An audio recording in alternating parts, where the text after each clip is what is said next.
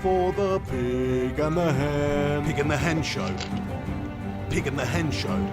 It's time now for the Pig and the Hen Show. Pig and the Hen Show. Pig and the Hen Show. It's time now for the Pig and the Hen. Pig and the Hen Show. Pig and the Hen Show. It's time now for the Pig and the Hen Show. Pig and the Hen Show. Pig and the Hen Show. Boom chickadee chanka, how's it going everybody? It's the Flying Pig here on Flying Pig United with another edition of the Pig and the Hen Show. Little bonus Pig and the Hen with Henry Hotspur. How you doing, Henry Hotspur, mate? I'm very good. I've decided to locate myself on the balcony this evening. The lighting's not as good. You can't see my face as well. I know some of you guys like to see my face. It's a very beautiful face. I know you don't need to tell me. But I've made the decision. We seem to have less signal issues when I'm out on the balcony. Plus, I get to breathe a little bit more of fresh Chinese city air. And fresh it is tonight. Nice one. Well, we have battery issues. That is another concern of always. Well, it's okay. I've got my bad boy of battery Sick. on my iPhone 6S that is literally fed by this thing. But basically, my iPhone 6S is on life support. You know what I mean? Yeah. Without this battery pack, it cannot operate. Okay? But hopefully, I've got a couple of charges worth. In worst case scenario, I'll go in, sit down, make a cup of tea or something, and we'll be all good. Spot on. Well, thank you very much for joining me. And everybody who's been waiting in here, sorry we're a little bit late. In all honesty, I had to go to the toilet beforehand, number two. Oh, disgusting. And Really? it just took a You're significant really amount of everybody? time. It took a significant amount of time, longer than average. So that was the reason we started late. Why Sorry. did it take a long time though? There's various processes in going to the toilet. You know, I'd assume you're still fit and healthy enough to be able to walk into the toilet and sit down on the toilet bowl without too much difficulty. Some people do have difficulty doing that alone. So I think in your case though, you should be able to do that pretty snappy. Okay. Well, that's it. You see, now what you've got to do is you've got to allocate, 5 to 10 minutes for the turd, and then you've got to have a bloody shower. Pretty much. Do you know what I mean? Because no bastard's got any toilet paper. No, I'm only joking. That's very much dependent. But I mean, did the majority of the time taken in the bathroom consist of you pushing this crap out? Henry, well, you brought it up, mate. Henry, so mate. might as well I brought it talk up, about but this is not a major topic of conversation. I'm just going to say it right now. Well, is it not? We don't need to go into the details, okay? Well, I'm sorry. The fact I thought you wanted to absolutely talk about spot it. on. That's but fine. It's almost like, it's like you come out and you say something like, this has happened in my life, Like, I'm not saying you in particular, but someone else could come, like a friend could come up to me and say, yeah, I've just split up with my missus. And what am I going to do? Just ignore it? Or I'll just go, I'm sorry to hear that, mate. We're gonna delve into it. Do you know what I mean? That's what I thought you wanted. I thought you wanted a discussion we're not going to talk on your poo practice. We're not going to address the elephant turd in the room, mate. No way. Not on this one. But hey, thank you very much for elaborating on that, or trying to. Do you know what's funny as well? Before we started talking about this, Ted Zavala, one of the channel members, commented and said, "Is it me, or are the Pig and the Hen's pictures looking like a different stages of dropping a juice?" Which is an American way of saying having a number two, right? And that is on the thumbnail. So, you're very, very apt, or, very astute, Ted Zavala. I will just say that right now. Well, my thumbnail is I'm literally wearing my pajamas, my Chinese traditional garments there. So, yeah, I mean, I'll wear them on the shitter. Anyway, thank you. A bit of a, it's not the start you expected, but thank you very much for joining us today on today's Pig and the Hen Show. Please do us a favour if you're tuning in live right now, smack a cheeky little like on this video. Also, if you could give it a share on social media or something, that would be absolutely amazing. Hope you're all staying safe. Hope you're all doing well. Thank you to everybody that's already waiting in here and stopping by here. Ria GV, Alex the Rinconator, Oleg Blockin, the Irony is, G Wolf United. We should be getting a call in from the Irony is a bit later, actually. One of our friends. We're going to just have a little chat and find out about his experiences at the moment. The irony of it all. Gung Shi, how you doing, mate? He says, come on, you melters. Marek Stachowski says, hi, gang. How you doing, mate? Arthur of us, the Saint, Pablo Jones, Ruddy Boy, Mikey, Nakash, Miz, Derek Jason, Mehdi Naziri, Glenn, Mikey, Jarvis Cocker, Harris Khan. There's so bloody many of you. We can't even say them all, otherwise this is going to turn into a shit show. But thank you very much for tuning in to the show today. We started off talking about shit, didn't we, Joe? So what are we here to talk about? There, just to add a little bit more character involved. Love it. So obviously what we're here to do today is talk about obviously the breaking news that has just happened mainly. I mean, we'll just get into it right now.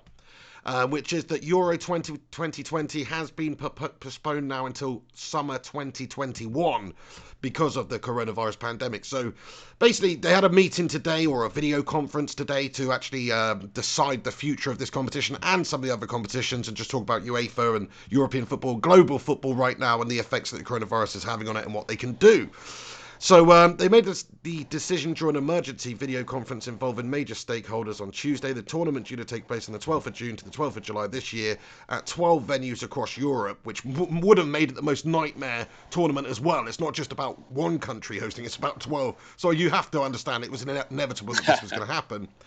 He says the postponement provides a chance for European leagues that have been suspended now to be completed. So it's just to give these nations time to actually complete their domestic leagues. Like the Premier League could foreseeably be played in the summer instead of Euro 2020, and then you could foreseeably start the next Premier League campaign as reasonably normal. But, you know, that all is dependent on the state of affairs in the country and globally with this virus at that stage when it actually comes to June. So we don't know yet. The Under-21 Championships are also going to be scheduled to take place next summer. The Women's Championships also beginning next summer. So, yeah, I mean, it was inevitable, I think. I think all of us knew that we weren't going to have the European Championships this summer, which is absolutely bloody cashtastic. Well, absolutely. I no mean, I summer. No summer football.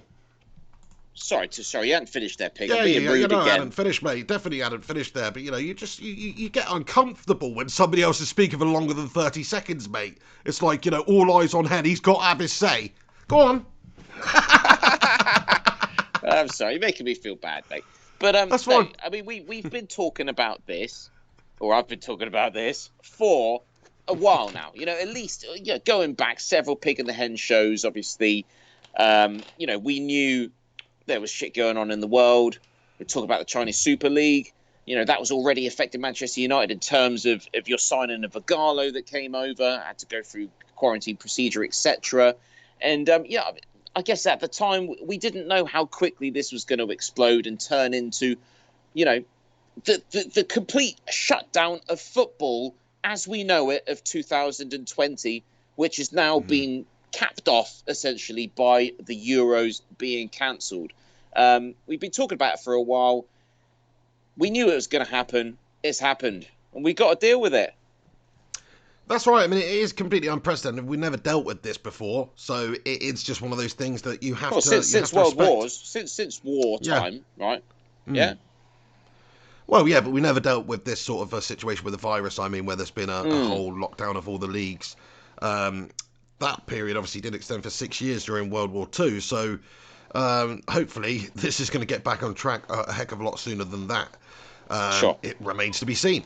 But yeah, I mean, it's obviously very sad, but it's definitely the correct decision. Do it next summer. I don't see why not. It's going to mess everything up in terms of qualification for the next World Cup a little bit. They'll figure it out. But you can't put people at risk. You can't have the competition being held behind closed doors either. It just takes away absolutely everything, all the atmosphere of it. And it's 100% the correct decision. But it is also it doesn't necessarily mean that this is the end of it. Because if you think about it, yes, we're proposing that this is happening so that the domestic leagues can finish their seasons during the summer when the Euro 2020 Championships would be on.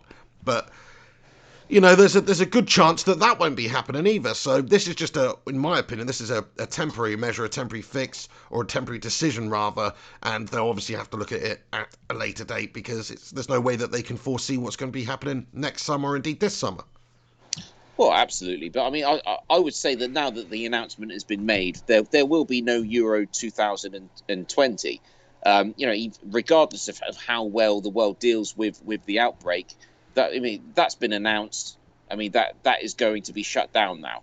I mean, I very much doubt that in a couple of weeks' time they say, oh, it's back on. It takes a lot to say that something is going to be cancelled. Now that they've come out with that statement, I'm pretty sure that's going to stick.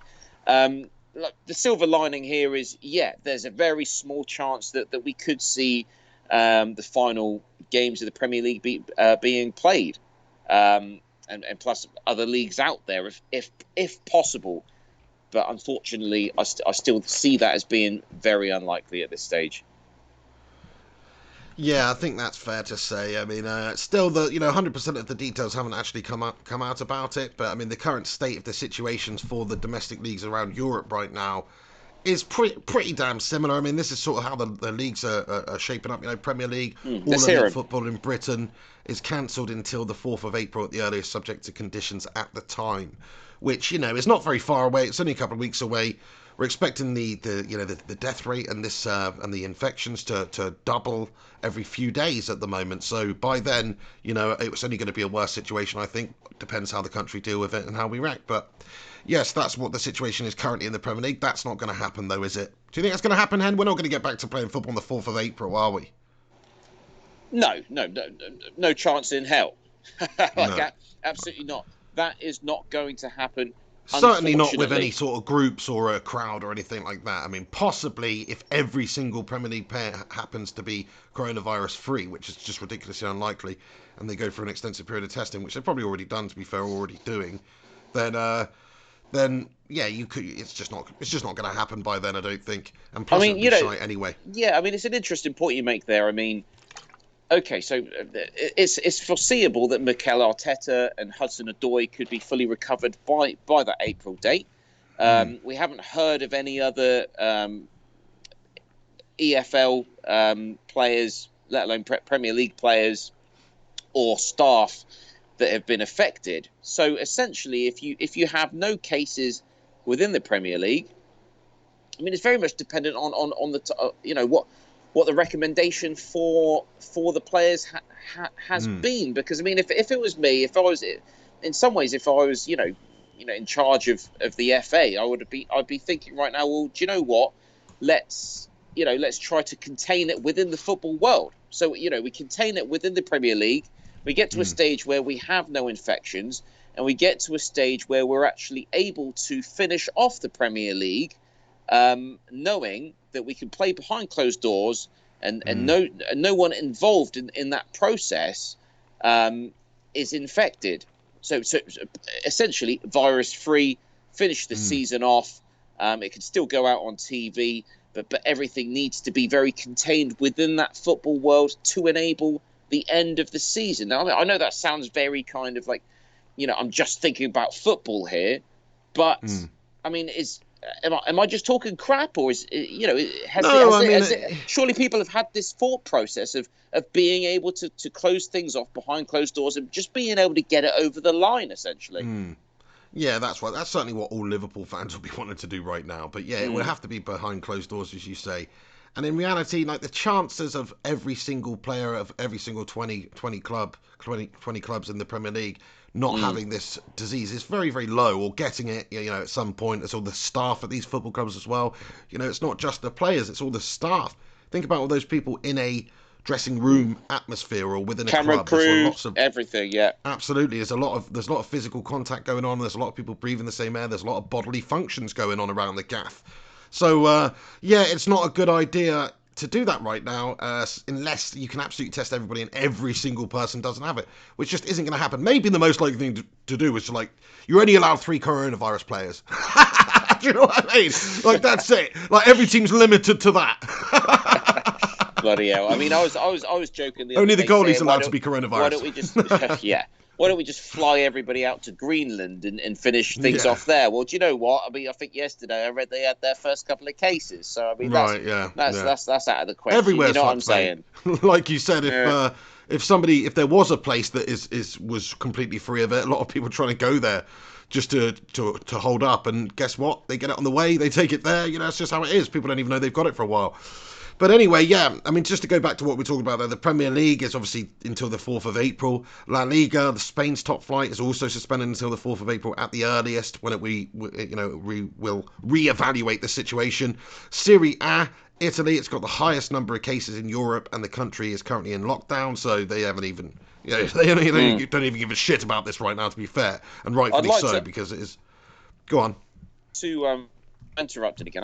I just can't help myself. I get something coming into my mind, and I'm thinking I cannot afford to forget this. That's fine. Let's get this brain fart out, mate, while we can. Better out than in. Exactly. So in the comment section, I'd like you just to respond with 3 different answers. That's just one word answers. Number 1 is void, which means the Premier League is voided and we just forget about everything that we witnessed over this last majority of season. Number 2 is award, which means Liverpool win the title, and everybody finishes in the places that he did. The teams that are supposed to be relegated get relegated because they finished in those positions. And the third option is suspend, which means we put everything on hold until we can hopefully possibly continue from where we left off. Those are your 3 options there, Bacon and Egg Brigade. It is void, award, or suspend. Get your votes in, and hopefully we can tally that up at some point. Pig, what do you think? Let's have a look then. So well, at the moment we've got 4 voids, 2 suspend, another void. I think we're asking the wrong people though, to be fair, because we are asking predominantly It doesn't Manchester matter. It United doesn't fans. matter. It's still try to be honest. Actually, guys, United right? do stand. United do stand to lose a lot, though. Of course they do. Of course you wouldn't You're think in a good Manchester United position. would be interested in this. The fans wouldn't really want to do that. So, yeah, Miz better to void now. What else? Mikhail, he says suspend. Harris Khan says suspend. Oh my God, we work hard. Void. David Webster, void. Suspend, void. I think it's mostly void, yeah. I mean, me personally, I think that is probably the best option to do, just to start the next Premier League campaign as afresh. Plus, we don't know what the situation is actually going to be like, in a couple of weeks' time, let alone a couple of months' time. Who actually knows?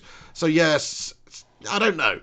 But certainly, for a Liverpool fan's point of view, the best thing at the moment is to either suspend it and carry it on at a later date or void it.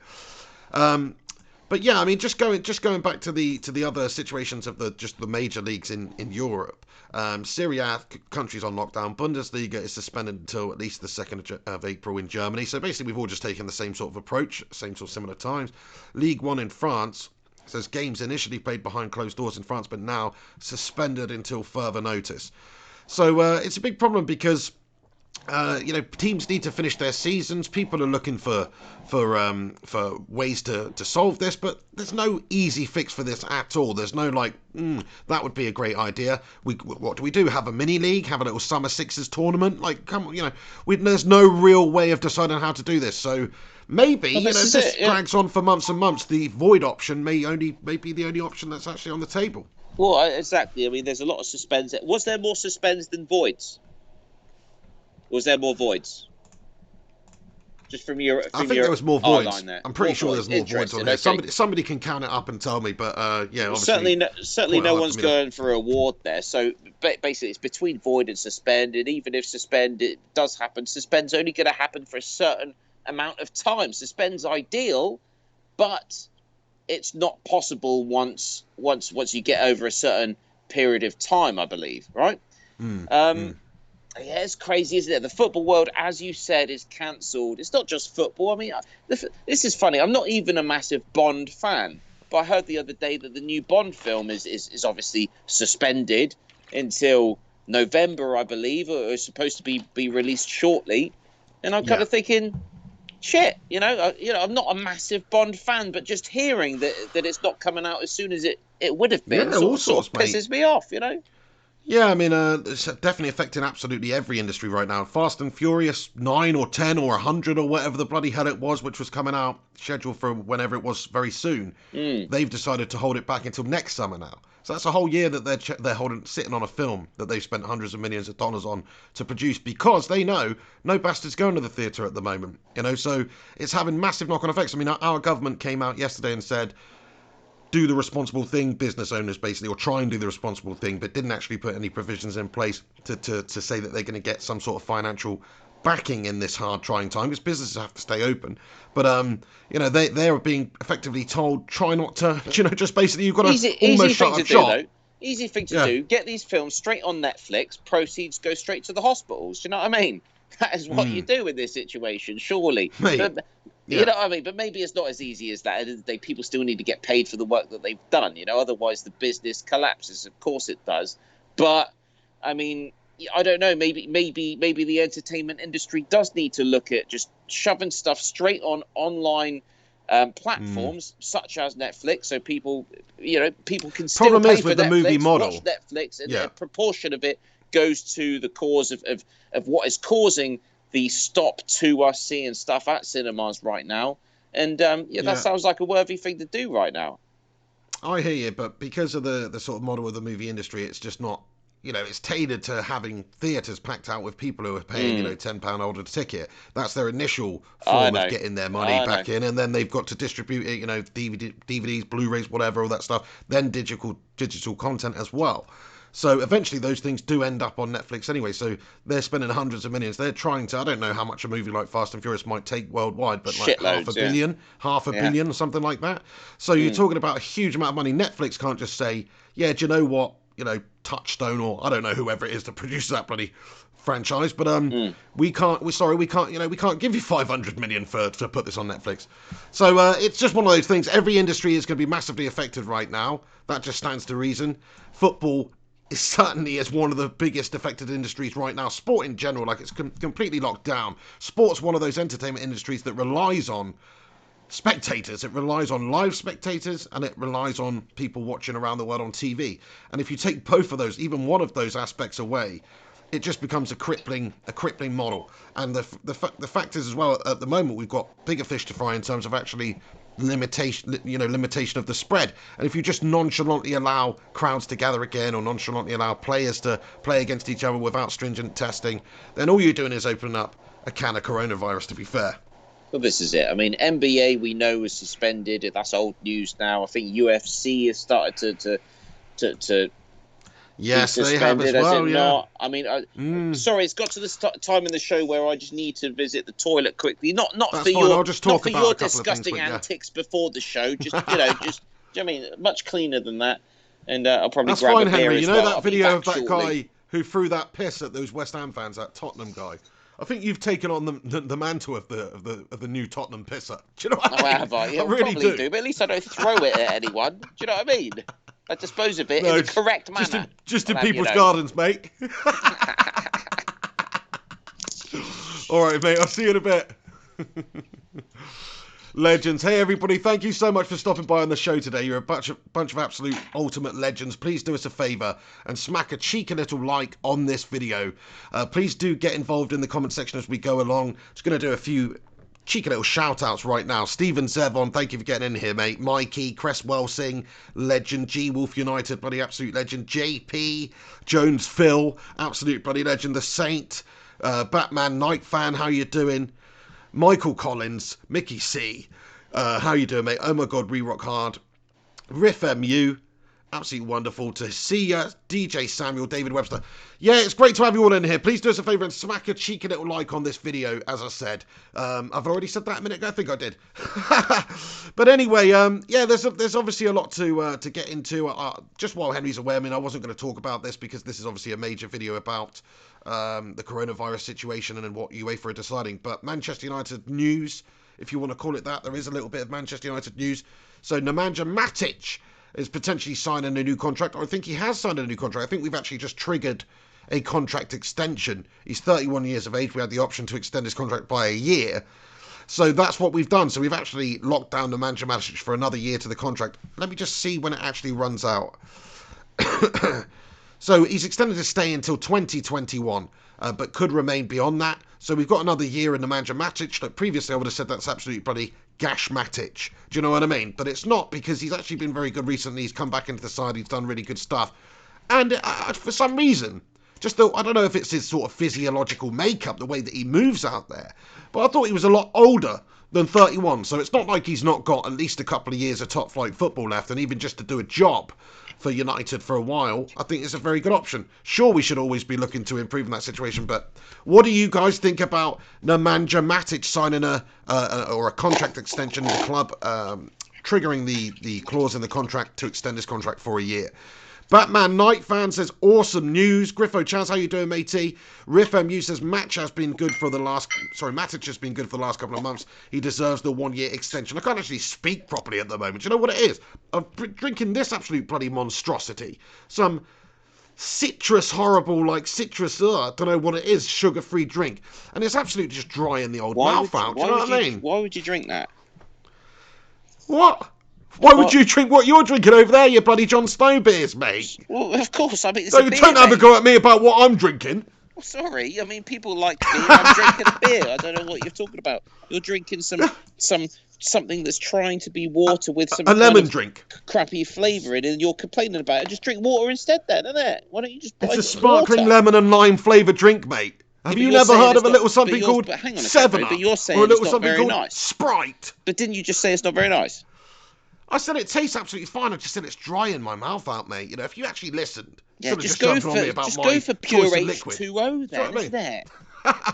Well, I might have to pop off and get some pure H2O in a minute, honestly, because this is just freaking absolutely drying it out. Yeah, but that's But all, either the, way, that's I all the stuff that's pretending to be sugar, which isn't sugar, which is actually worse for your health than sugar in many ways. Yeah, it is. Yeah, this has probably got some absolute shite in, to be fair, mate. That's how they do it, yeah. Sucralose and acetylsulfoamine K. Lovely. Sounds bloody beautiful, doesn't it? Oh, my days. I just want to give a massive shout out, actually. I've just seen that Gungers has sent over a cheeky little donation on PayPal. Thank you so much, Gungshi, you bloody legend. Thanks for getting in here, mate, and supporting the channel. He's commented and said, much love to the pig and the hen and all the bacon and egg brigade. You absolute hero, Gungshi. Thank you so much for that, Is that mate. Hope it? you keep him Is well that out there. it? He doesn't even have a question. Doesn't even have a point to make. It's literally just, donation plus much love to the pig and the hen and the bacon and egg brigade, and that is it. That is it. He's also just That commented is in the live amazing, chat and said, Pig, get back on the Newcastle Browns or Stellas, mate. Yeah, not a bad call, mate. Not a bad call. I've gone off a Newcastle Brown over the years. Do you know what I mean? I used to definitely like a Nuki Brown. Maybe it's just because I haven't had one for a while. But, yeah, I feel like I've gone off them, I haven't had the temptation to go and get a Newcastle Brown Ale for a long time. But hey, thank you so much for that, Gung, as your hero, mate. And also, we've only got one in from Mickey C as well. Michael Collins, aka the chairman of the PDL, the Phil Jones Defence League. Thank you, or just the Phil Defence League, otherwise it'd be the PJDL. But either way, thank you so much, Michael Collins, for getting in here. You're an absolute hero. He's commented and said, hey, Pig, it's MC. If it's not possible, send Nicola a cheeky little get-well-soon bouquet of flowers from the PDL3. What an absolute legend. Thank you so much for that, Michael Collins, mate. Much appreciated, man. Thank you to everybody else that is getting in here and supporting the show and watching this show right now. Much appreciated. Right, Henry, while you were away, there was a little bit of Manchester United news, and then we'll get back onto all this chatter. Go on. But yeah, Matic has just signed a new longer contract. We've extended the contract of Matic. That was some news. Not that sexy, Manchester United have cancelled training, which is no surprise. I believe they're supposed to train today, and they've just actually cancelled training. Not sexy at all. Yeah. Not sexy at all, no. That's going to be on. happening a lot more. Also, we've just had somebody was charged over racist behaviour at the derby towards Man United player. So that's obviously freaking gosh-tastic Possibly news as well. sexy, but No, not sexy. Not sexy at all. Very non-sexy. But either way, all bits of bad news there. Apart from the Matic extension. That's good news. Sorry, the Matic extension is good news for United. A Matic extension. It sounds like a boring book or something, doesn't it? It sounds like some sort of sexual never aid, made mate. it. Do you know what I mean? He's like, Matic just isn't quite packing in that department. He's got to put on one of those little strap-on extenders or whatever, mate. The Matic extension. It actually sounds like a pretty awesome, like, long drawn-out Hollywood political drama. Do you know what I mean? It does. The Matic That's what extension. I meant. That's what I meant. It sounded like one of them films that the Yeah. critics say are so good, but as a normal human being, you're thinking, can I really be fucked to watch this? The Matic extension. Frost versus Nixon. From the director of Frost versus Nixon. It is sort of like, yeah. Anyway, yeah. Awesome. So that's it. That's the Manchester United news. Back onto the main news then, Henry. Any points you want to make, sir?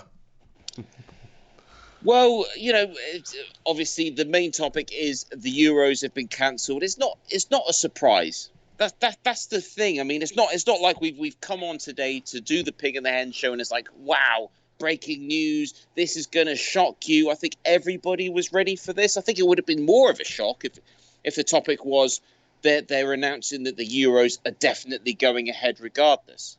That would have been crazy. Yeah. I'm just gonna leave you, mate, and grab a drink of water actually, because my mouth is getting drier than a bucket of sand right now, mate. So you just speak, do your little whatever you do in this time. People loved it the other time.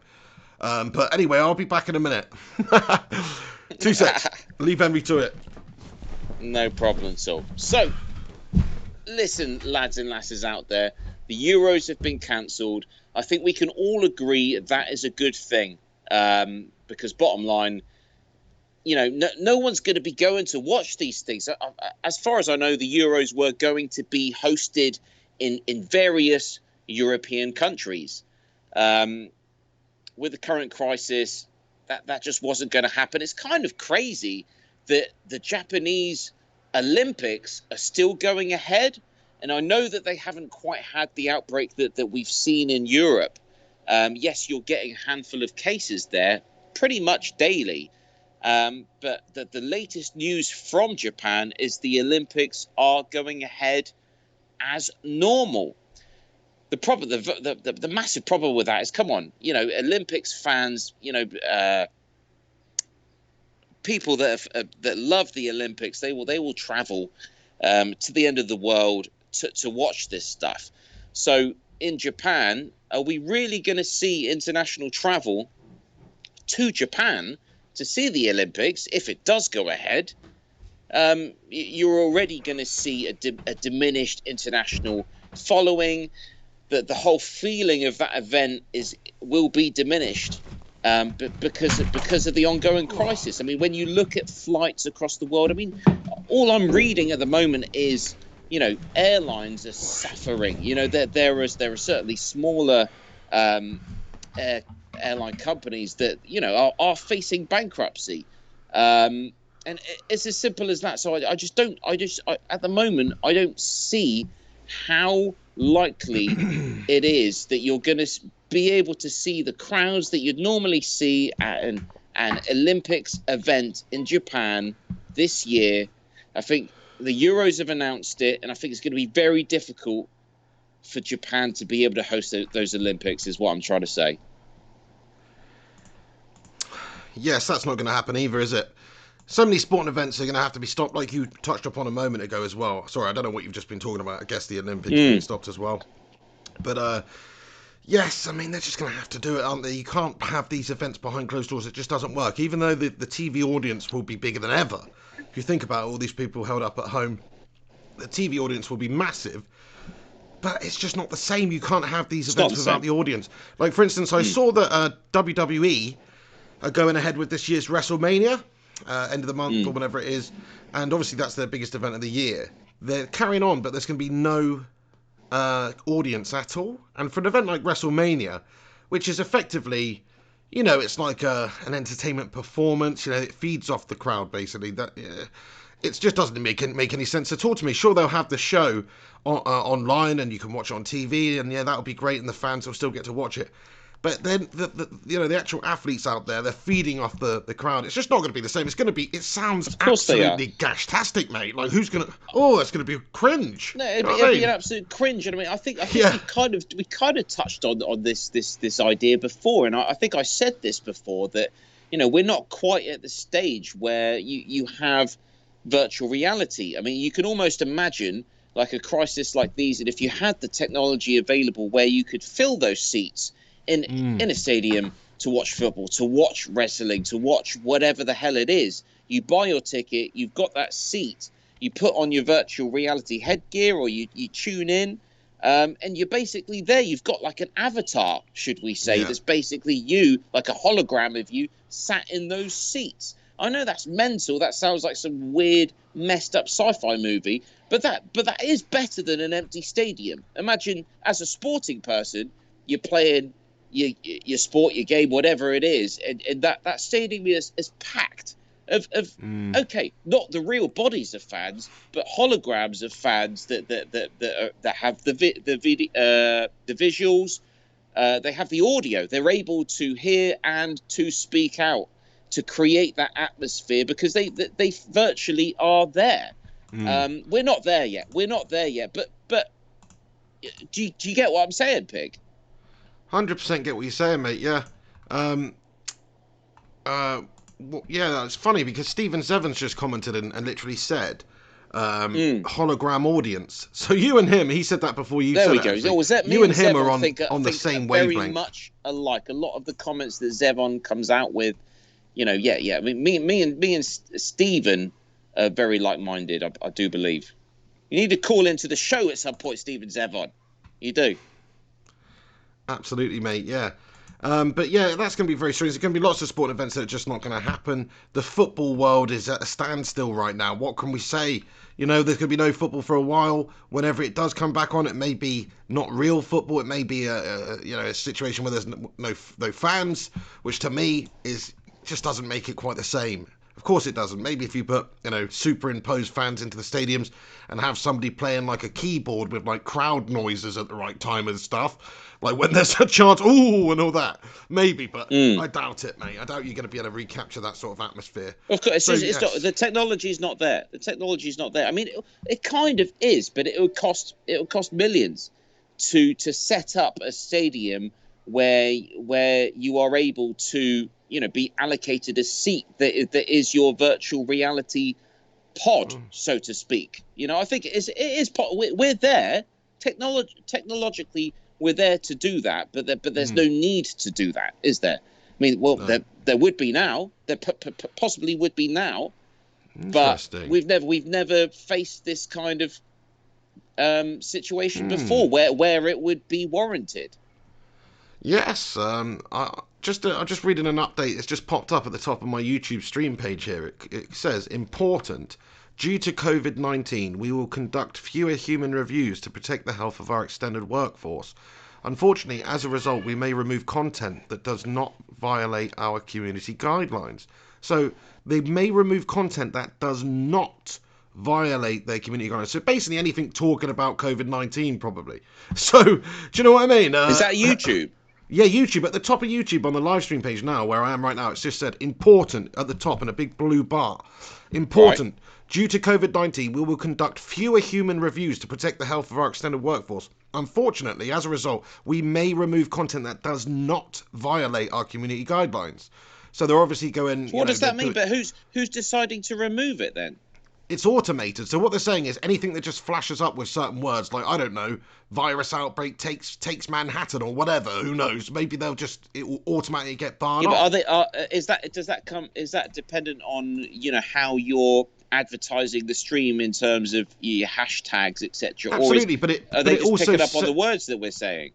I don't know. This is a very good point, mate. It could be picking up on the words that we're saying. It could be certainly looking at the hashtags. I mean, there's only one hashtag there's only one hashtag and one tag that says coronavirus in these videos. So I don't think it's that much of an issue. But I'm just saying, like, it's interesting, isn't it? We did have our Pig in the Hen show the other day that was targeted. That was flagged. And all we did was talk about it in terms of, the Premier League's been cancelled, and we just had a general kind of discussion about it, and it was flagged up, was it not? Yeah, so it's censorship, says the Music Fiend.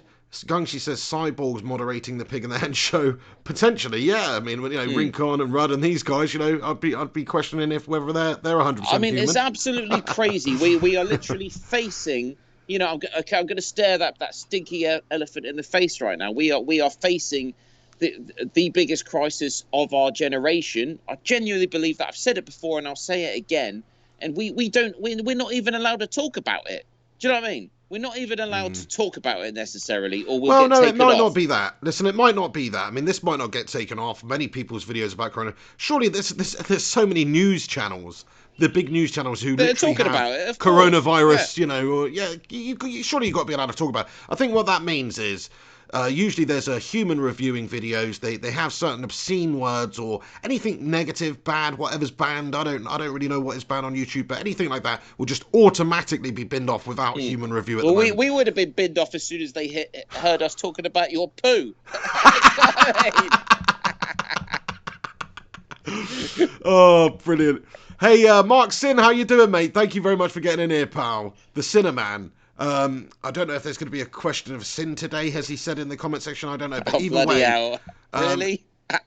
If not, don't worry. We've got the Pig and the Hen show tomorrow. To be fair, are we still doing the Pig and the Hen show tomorrow? Of course. I mean, well, that's the proper show, isn't it? That's the show. Yeah, that's the proper tomorrow. one with the melter of the moment and the nutbagger note and all that stuff. Mark Sin says, "Are we quizzing? I have it." So yeah, absolutely, mate. I mean, Bloody hell. yeah, if you're around, Mark Sin, we'd love to hear from you, mate. To be fair, Gungshi says, "Yes, we want a quiz." Yeah, that.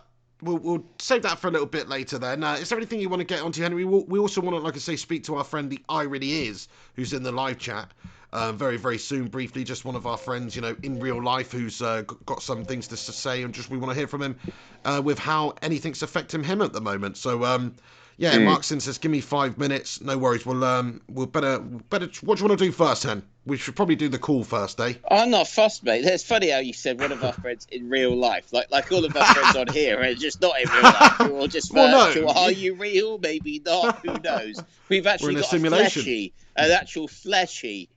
They might call it that. We've actually, seen with our real eyes. Yeah. Yeah, there's none of you subscribers out there that I've actually seen with my real eyes. I don't think. That is true. That is true. Yeah. Yeah, not in actual person. I've met a couple of subscribers, but fake. none of these people. That's what I mean. These could be bots, mate. Yeah, they could all be bots, mate. The whole thing could be some kind of... Do you know what I mean? Yeah, oh, yeah. Oh, I think we've definitely got a couple of bots in here. Do you know, people like JP, for instance. Like, there's no way that could be a real person. I'm joking, mate. He's a bloody legend. Thank you so much, JP, and everybody else who gets in here. Stephen Zevon, he says, I never see you guys because I'm in work. Fair play. Well, yeah, that's it. There's some silver linings to this whole situation. Most of it's purely negative. But yeah, the fact that me and Hen are able to do a lot more of these shows, and I'm able to get on here and talk more about football in general and stuff. If you're a United fan, please do check out my Monday analysis episode yesterday, where we just delved into, Bruno Fernandes' impact, Pogba situation, a couple other big Manchester United news headlines. So yeah, check that out if you are yet to have watched that.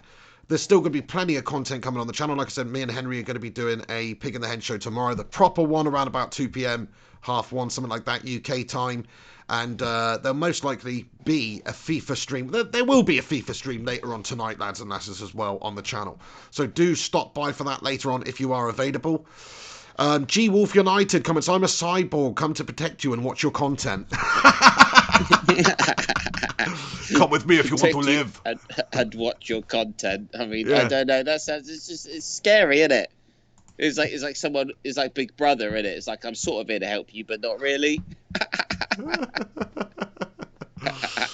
Oh, JP says, did Pig just call me fake? No, that's not what I said. I said you're such a unique individual, of which I have never come across within the human ranks before, that, there's a potential that you could be a bot. I'm joking, JP. You're absolutely spot on. In fact, you're a quality lad. I'm only having a bit of banter here. Oh, dear. But, yeah, I'll tell you what. Let's give our friend Kerry a quick phone call then, shall we? Oh, we calling him, are we? Well, what did he say? Earlier he said he was available about, 3:30, was it? I can't remember now. Let's give him a call. Are you able to call him? Yeah, I'm just thinking we'll give him a call, get him on, and let's catch him off guard, mate. That would even be more funny. Maybe he's having a poo. Oh, crikey. Actually, oh no, I think I can call him, yeah. Spot on, okay. Let's give it a go. But anyway, yeah, lots of repercussions to discuss. There will be a question of sin later on. This is a little bonus show to talk about the breaking news, really, and see what was going on with UEFA and the decisions that they made, and just to let all you guys know who weren't able to find out about the news. But I'm sure most of you have seen it. Just to give you guys a little bit of background of the Irony Is, obviously a good friend of mine and the Pigs. He's a working man. He lives in the UK. And obviously, as we all know, the coronavirus is affecting us all. And I think he's got some interesting things to say on the coronavirus. That's why we want to get him on the show. He's kind of like our, down-to-earth, common-sense speaking man that could just give us, his views and his thoughts on, on the thing that's on everyone's mind at the moment. That was the thought of getting him on the show. I take it he hasn't answered there, has he, Peg? That's correct. But I'm sure he'll call back if he is available. It doesn't matter anyway. I mean, I'll tell you what, I'll get into the comments section, because there's a bunch of bloody legends that are tuning in, and I just want to read out a bunch of their comments about anything we've discussed. Ted Zavala, how you doing, mate? He says, any ideas on how we can offload Sanchez?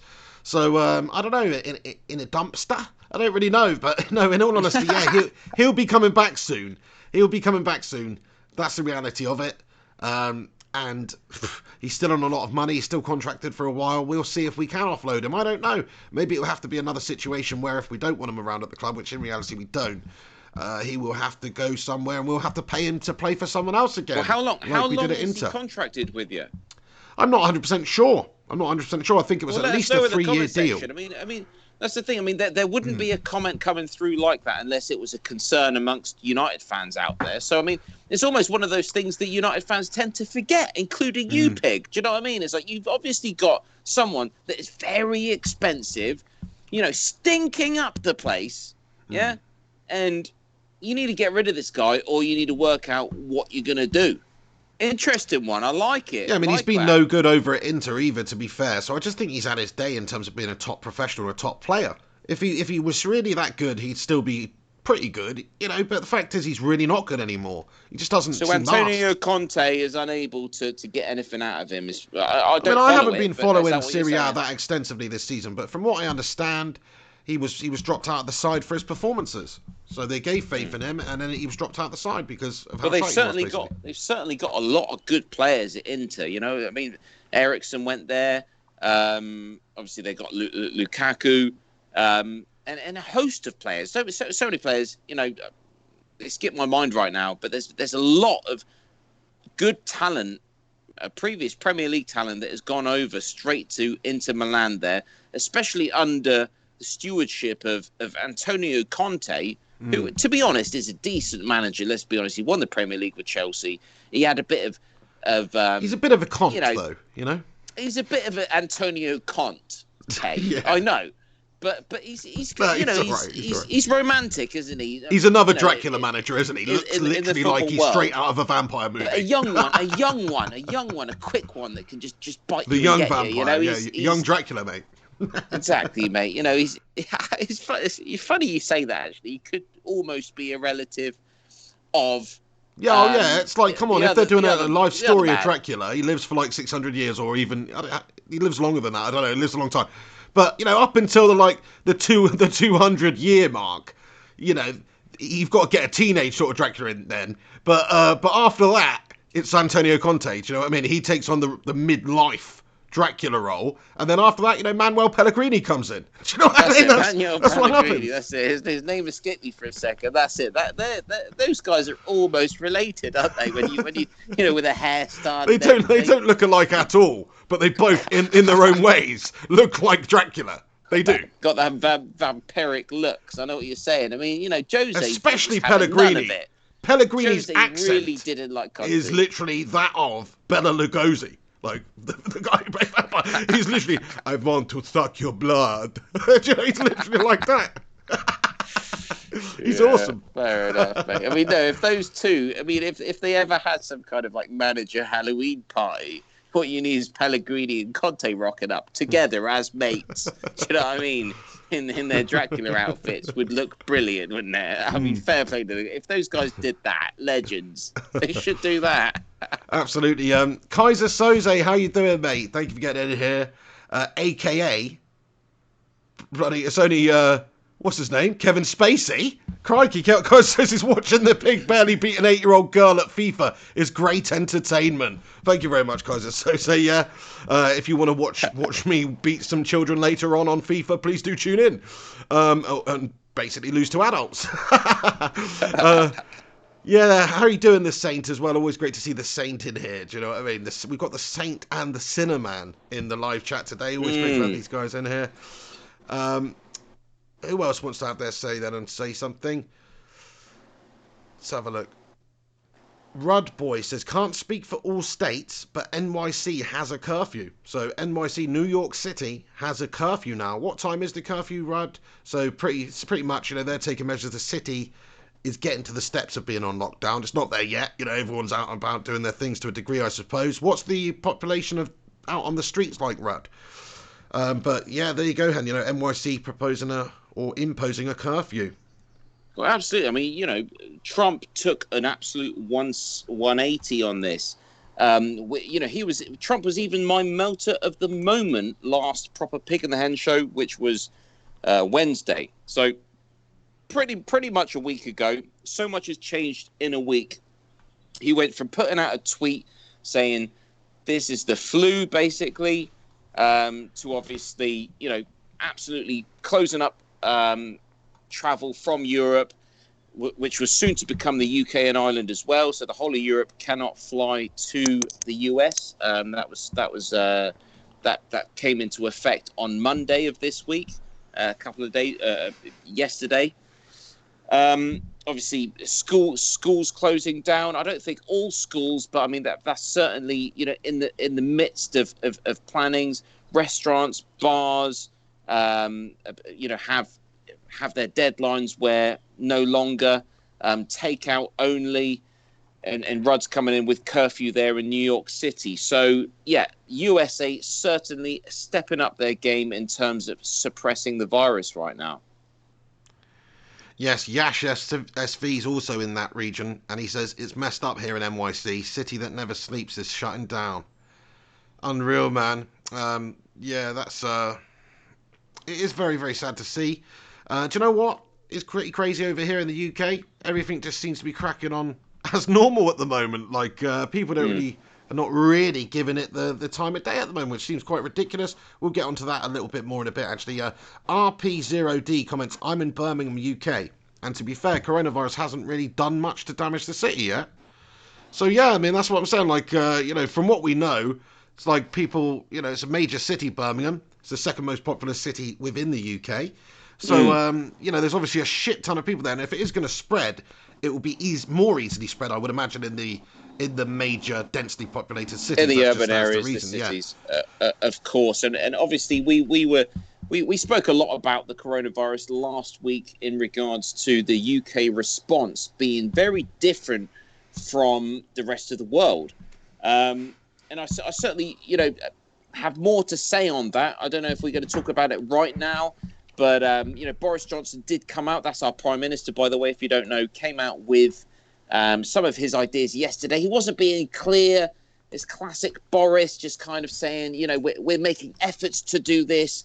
We're kind of right there on this. But he's not saying this is happening and that's happening. He's kind of very, sort of in the midst of everything all the time, which really pisses me off. But there were some key points that were made yesterday, which, today I've tried to gather my thoughts around and try to work out what the UK approach is and how the UK are approaching this crisis differently to the rest of the world. And I've certainly come up with some conclusions, but I'm not going to go onto that right now, Pig, but I'm ready and waiting to do so because I don't know. I'm hoping people out there will probably want to hear what I've got to say on it. Absolutely. JP says, Pig sending shots at me. Stop sending shots at you, mate. I love you, JP. You all know you all know JP's one of my favourites. Come on. Do you know what I mean? I gave JP a bit of loving the other day. He made a comment. It was on the coronavirus, to be fair, but he made a comment, and I couldn't help myself. I had to say, JP, that is the best, most spot-on comment you've ever made. Do you know what I mean? I was full of praise for the guy, because usually JP he just comes up with some shit, doesn't he?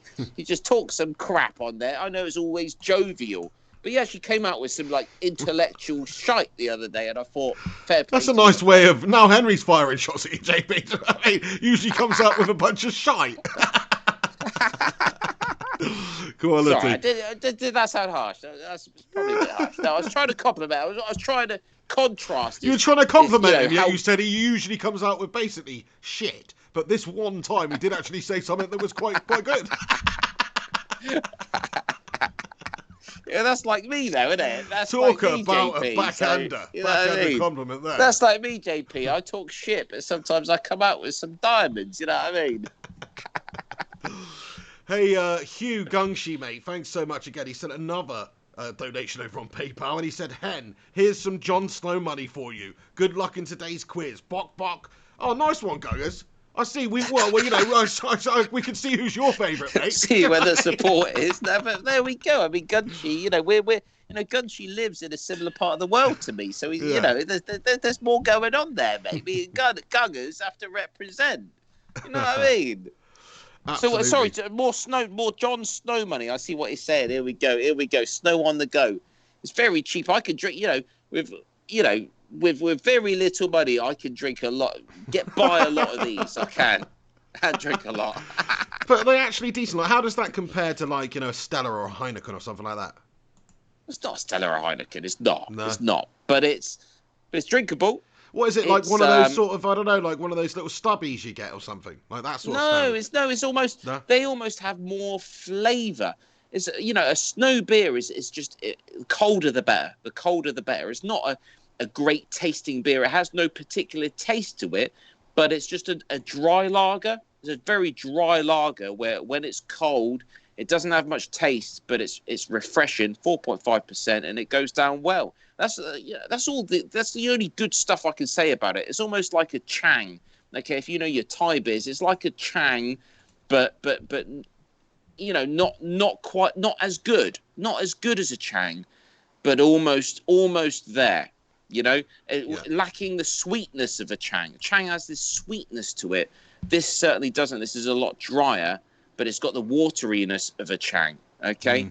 But it's not like a premium, really good lager. But the thing is, lager's all crap anyway. It's all just chemical messed around with crappy beer. My dad always told me a proper beer is a bloody a bloody bitter or an ale or sort of something along those lines of beers. So lager's just lager, isn't it? Let's be honest.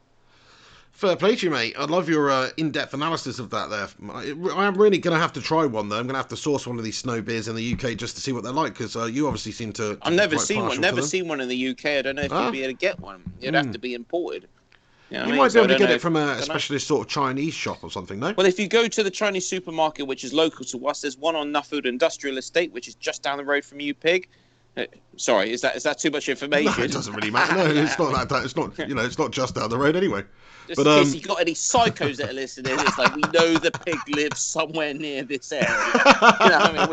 We go into that Chinese supermarket. Yeah, thanks for that, Hen. Thanks for that, Hen. Let me just look up the your local population. Where is the pig? Let me just see that address you sent me now, so I can type it out in the chat for everyone. Do you know what I mean? Anyway, Anyway, if you go to Wahing, I don't work for them. I have no family there, no ties. But if you go to this Chinese supermarket in Nuffield Industrial Estate, or I've ever only seen exported Qingdao, and it's pricey as well. You pay for the export costs or import costs, or whatever you want to call them, plus the obviously the UK government slaps the tax straight on it because it's an alcoholic drink. It's not cheap to drink alcohol in the UK. No, it's really not, mate. It's getting more and more increasingly expensive as well as time goes on, and it is absolutely sickening, to be fair. Like, check this out. I was watching, I know times change, and it was just the same back then, I'm sure. But I was watching an episode of Alvida Same Pet the other day, right? Which was, and I think it was, I don't know, early 90s, series 2 or whatever. And they're in the pub, and they order, somebody orders a pint, and he says, that'll be 87 pence. And I was thinking, bloody hell. Do you know what I mean? Like, you're lucky if you can get a pint for less than £3.50 anywhere these days. More like pushing £4 or even £5 in most places. Oh, definitely pushing £4 or £5, I would have thought. I mean, I remember a few years back, you could get a pint for £3. This is when I was like almost too young to drink. So we're looking like it'll be a good decade and a half ago or something now. And yeah, I mean, that was expensive in a semi-swanky sort of place. Do you know what I mean? Yeah. Mate, I remember the days of a lot of places like having pound a pint night. Do you know what I mean? That like in my lifetime they had pound a pint night. They'd never do that now. Like you used to be able to go down with like £7 or £8 and get pretty freaking pissed up. You know what I mean? Like that just doesn't happen anymore. Absolutely. Mark Sin says London, it's £7 a pint. It doesn't bloody surprise me, mate. Some obscene prices I know. in London. I've bought 12 bottles of snow. Okay. And I got them delivered, not to my door because of the coronavirus. So I had to go out and get them from the gate. But normally I'd be able to get them to the door if there was no coronavirus. Okay, right. And it would have cost me 40 something RMB, which works out at about a fiver. £5 for 12 big bottles of lager. which tastes all right. Yeah, it's pretty damn good, to be fair, mate. It's very, very cheap indeed, yeah. I want to read this comment out from a legend of the channel, Matt Lewis. How you doing, Matt Lewis? Thank you very much for getting involved today. And guess what? Matt Lewis is the lad who set up. If you haven't seen it, click on his channel there. Click on Matt Lewis. Subscribe to Matt Lewis. Also subscribe to Alex Rudd. Alex Rudd's trying to get some more subscribers on here. Rudd Boy, one of the moderators. Subscribe to Rudd Boy. Also subscribe to Matt Lewis. Matt Lewis, he set up, and I sent you it, Henry. Did you see it? He set up the Bacon Brigade FC on Pro Evolution Soccer. With all the names like Rincon and Rudd and Gungshi. The sponsor of the side is Gungshi Cola. It's like someone's like Sun Hen Min, you know, stuff like that. Like real clever play on words. Some players kind of like just a player as it is, and some players with clever plays on the names, you know. So I mean, is that the idea? Yeah.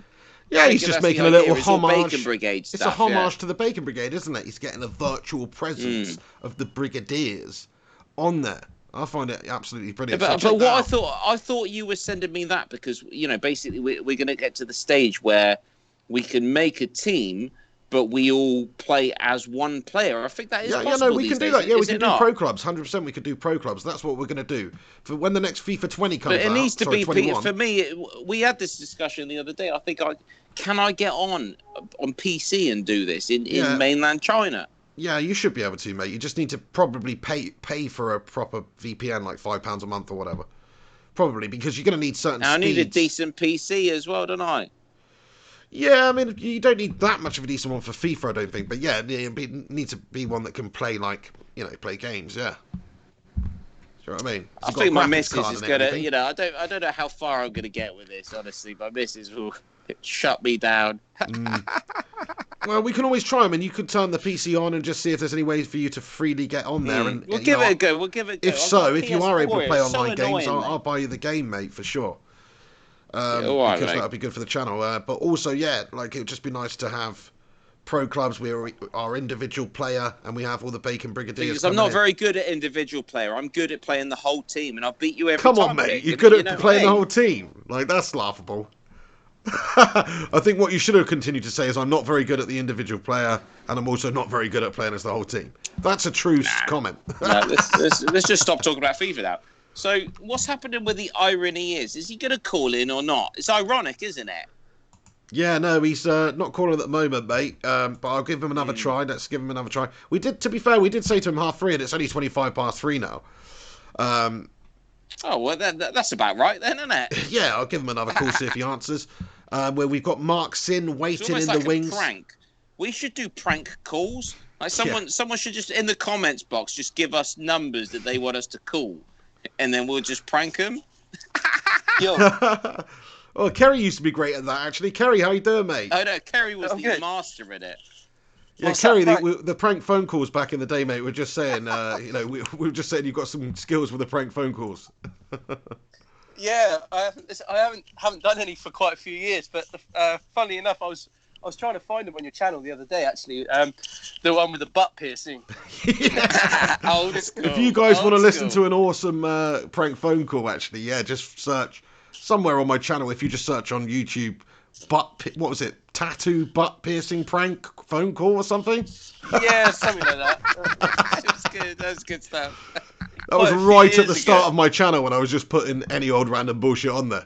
So yeah, not saying that's bullshit, but but anyway, how are you doing, Kerry, mate? You finished your working day now, yeah? Yeah, mate, surviving, avoiding the virus the best I can, you know. But yeah, no, it's all good. It's all good. I mean, are we just going straight into talking about the virus, or I mean, shall we start?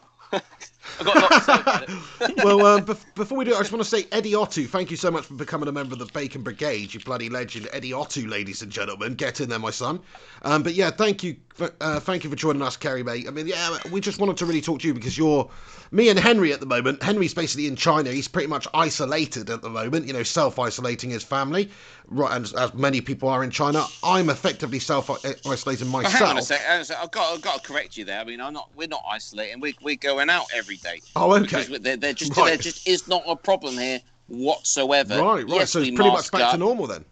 but in terms of going down to the bank, but the thing is, we're more ultra careful than your regular person out here. So Right. at the moment, if you want to go to the supermarket, they're taking your temperatures before you go into the supermarket. If you want to go to the park, like I said the other day, they're going to take your temperature. So basically, every time you enter anywhere, they've got security that have their temperature checks. They're not messing around, China, are they? They're not messing around. So as soon as you flag with the high temperature, it's like, chances are you've got a normal fever. It's not COVID-19. It's not the coronavirus. But straight away, you are going to be, isolated and checked out and tested. That's what's going on. So the Chinese tactics here is absolute suppression. It's suppressing the virus. Any hint, any slight sniff of the virus is jumped upon. Okay, the number one issue that we have here, in terms of outlying provinces, the only province that is still really suffering is Hubei, Wuhan, which is the capital city of Hubei. Who knows what's going on there? The reason I was mentioning that, Henry, it's just because I was just going to say, I'm pretty much... I thought you were doing that. Obviously, previously you were before you went to Thailand, but it has obviously got a lot better in China. They got Absolutely. it under wraps. Anyway, hold on. We're trying to get Kerry to speak here, Henry. Kerry's just phoned into the show. You've been speaking for an hour. Bloody hell, mate. I'm trying to set up a little segue here. Can you not understand that? I was trying to say, I'm isolating myself. Henry, what you're doing is you keep yourself to yourself, whatever you're doing. Nobody cares. It was supposed to be literally a drop-off. What do you mean nobody cares? No, but I'm just saying, what I wanted to know, we've heard about your situation. We know your situation. We've had enough of that situation. I want to hear about Kerry's situation. We've got a phoner into the show, who happens to be one of our real friends. Let's hear about his experiences. What I was going to say, Henry, before I was so rudely interrupted, is, hey, Kerry, I'm doing this, Henry's doing that, you're going about your working day. What's the vibe like out in the streets? What's going on in the streets of the UK right now? Please speak, please. Okay, just out of interest though, Henry, what number beer are you on? I'm on number 5, mate, in terms of bottle. Yeah, big bottle too. Yeah, there we go. No surprise there. I'm used to it. I'm still sober until I get to my 7th, mate. Oh, really? Yeah, pretty much. Okay. Yeah. Right. So your question, Joe. What's it like on the streets in the UK at the moment? Yeah. It's pretty much like you would if you didn't know anything about the coronavirus and you just went outside right now. You'd never guess there was anything wrong. People are just going about their normal days. Loads of people are. I would say like the vast majority are still carrying on like there's nothing wrong. I think yesterday I left where I live in Cardiff yesterday to go to work, and I saw about 5 people with masks on, but they happened to all be Asian people, actually, Chinese-looking people. I would have said they were students of some sort, and they're probably taking the precaution, as a lot of them do on a day-to-day basis anyway. You see quite a few Asian people wearing masks. As for British people, I haven't seen anybody wearing a mask, apart from the pharmacist today when I went to the doctor's to grab some prescriptions. The lady behind the counter was wearing a surgical mask. But other than that, it's just like business as usual. But what baffles me is the complacency of everybody and the attitudes of everybody, that it's kind of this attitude of, oh, well, it's not going to get me, or, oh, well, it's just one of these things. There's always something like this going on every few years. Last time it was SARS, it was bird flu. Now it's this, I don't think people actually understand the severity of it. And I don't think that they will until the government take more drastic measures and potentially shut us down, as a lot of countries in Europe are doing now. Whether it gets to that, I don't know. But at the moment, certainly people are just not quite grasping it, I don't think. Well, in one way, I think our government has left everybody sort of waiting in the wings a little bit, because up until yesterday they were pretty much saying just sort of crack on, and then yesterday they have done a bit of a U-turn and said, we're limiting public gatherings and we're encouraging people to stay at home when they can, and encouraging workplaces to close when they can, and all this stuff. But realistically, people can't just stop the money coming in. People have lives to lead and bills to pay, you know. So of course. the government, what they actually should have done, which obviously is a lot to work out, and I don't expect them to be able to work this out in a day, but what they should have done is said, you know, we are going to put provisions in place for people where if a business has to close and you're going to go under, we don't want you to go bankrupt. We're going to support you. We're going to have to foot the bill effectively, which is a nightmare. It's an economical nightmare. It is. But what else is going to happen? Everybody's business is going to go into rack and ruin now. So it's a strange one. But at the same time, I was just going to say go for quickly, it. Yeah. the irony is, I mean, this is a brilliant conversation that we're having, but I'm hearing rubbing noise. And I think this is because the irony is possibly, you know, a little bit less experienced on the show than me and the pig are. So what you need to do is you need to pick up that microphone part that you've got and make sure that the wires are not rubbing against your clothing or anything. And then we're not going to hear this kind of weird noise That's anymore. it. It's sorted now. Yeah. Okay. Apologies, Hen. I've moved the wire. I was so spot on when I there. You know, Is that better for you? You know, fuck anything you guys were just talking about. I mean, that was the bestest thing ever, wasn't it? You just saved the world right there. Just moving that wire. Oh dear, Okay, but yeah, better? the businesses don't seem to be. I mean, you know, we won't say what industry you work in or anything like that, but everything's just business as normal for the company you work for, right? I mean, yeah, very much so. To the point where I think they're being a little bit selfish. You know, obviously yesterday, you know, we watched the news, the press conference with Boris coming on with the, you know, UK health officials explaining what they strongly advise us now to do, and that is to avoid pubs, clubs, theatres, cinemas, and so on.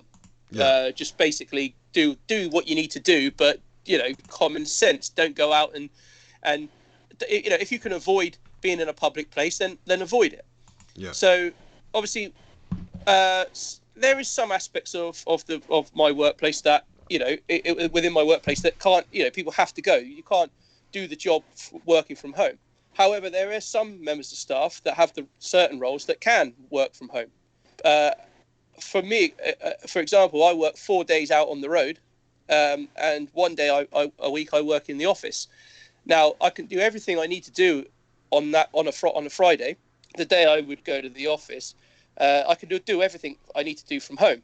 But I made the call today to ask, you know, what's the crack with Fridays now? Am I still required to come into the office, or can I now work from home? Because we've been advised by the government to work from home as and where we can, and they've turned around and said no, everybody is expected in to work as per usual until further notice, which I think is pretty poor on their behalf.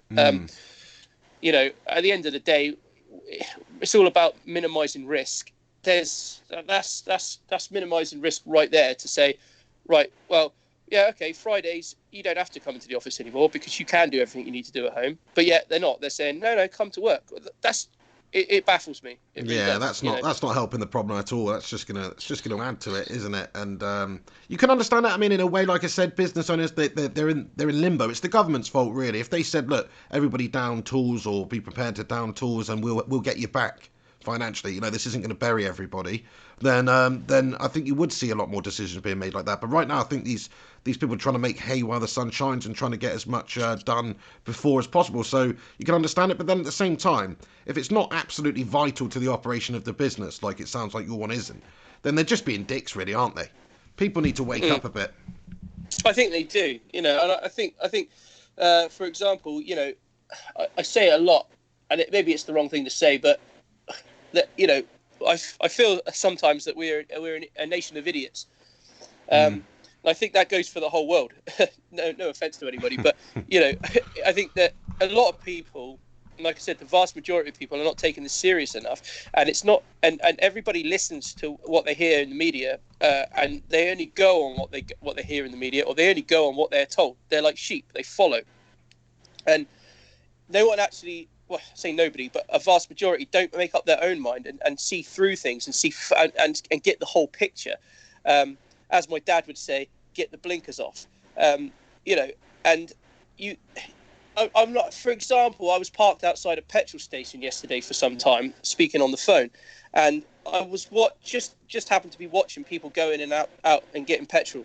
And as they fill their cars, they're taking the pumps off the petrol pump, sticking it in their car, filling up their cars, putting them back, going in, paying, no gloves, nothing. A couple of people scratching their face, picking their noses, just general stuff, getting back in their car, driving off.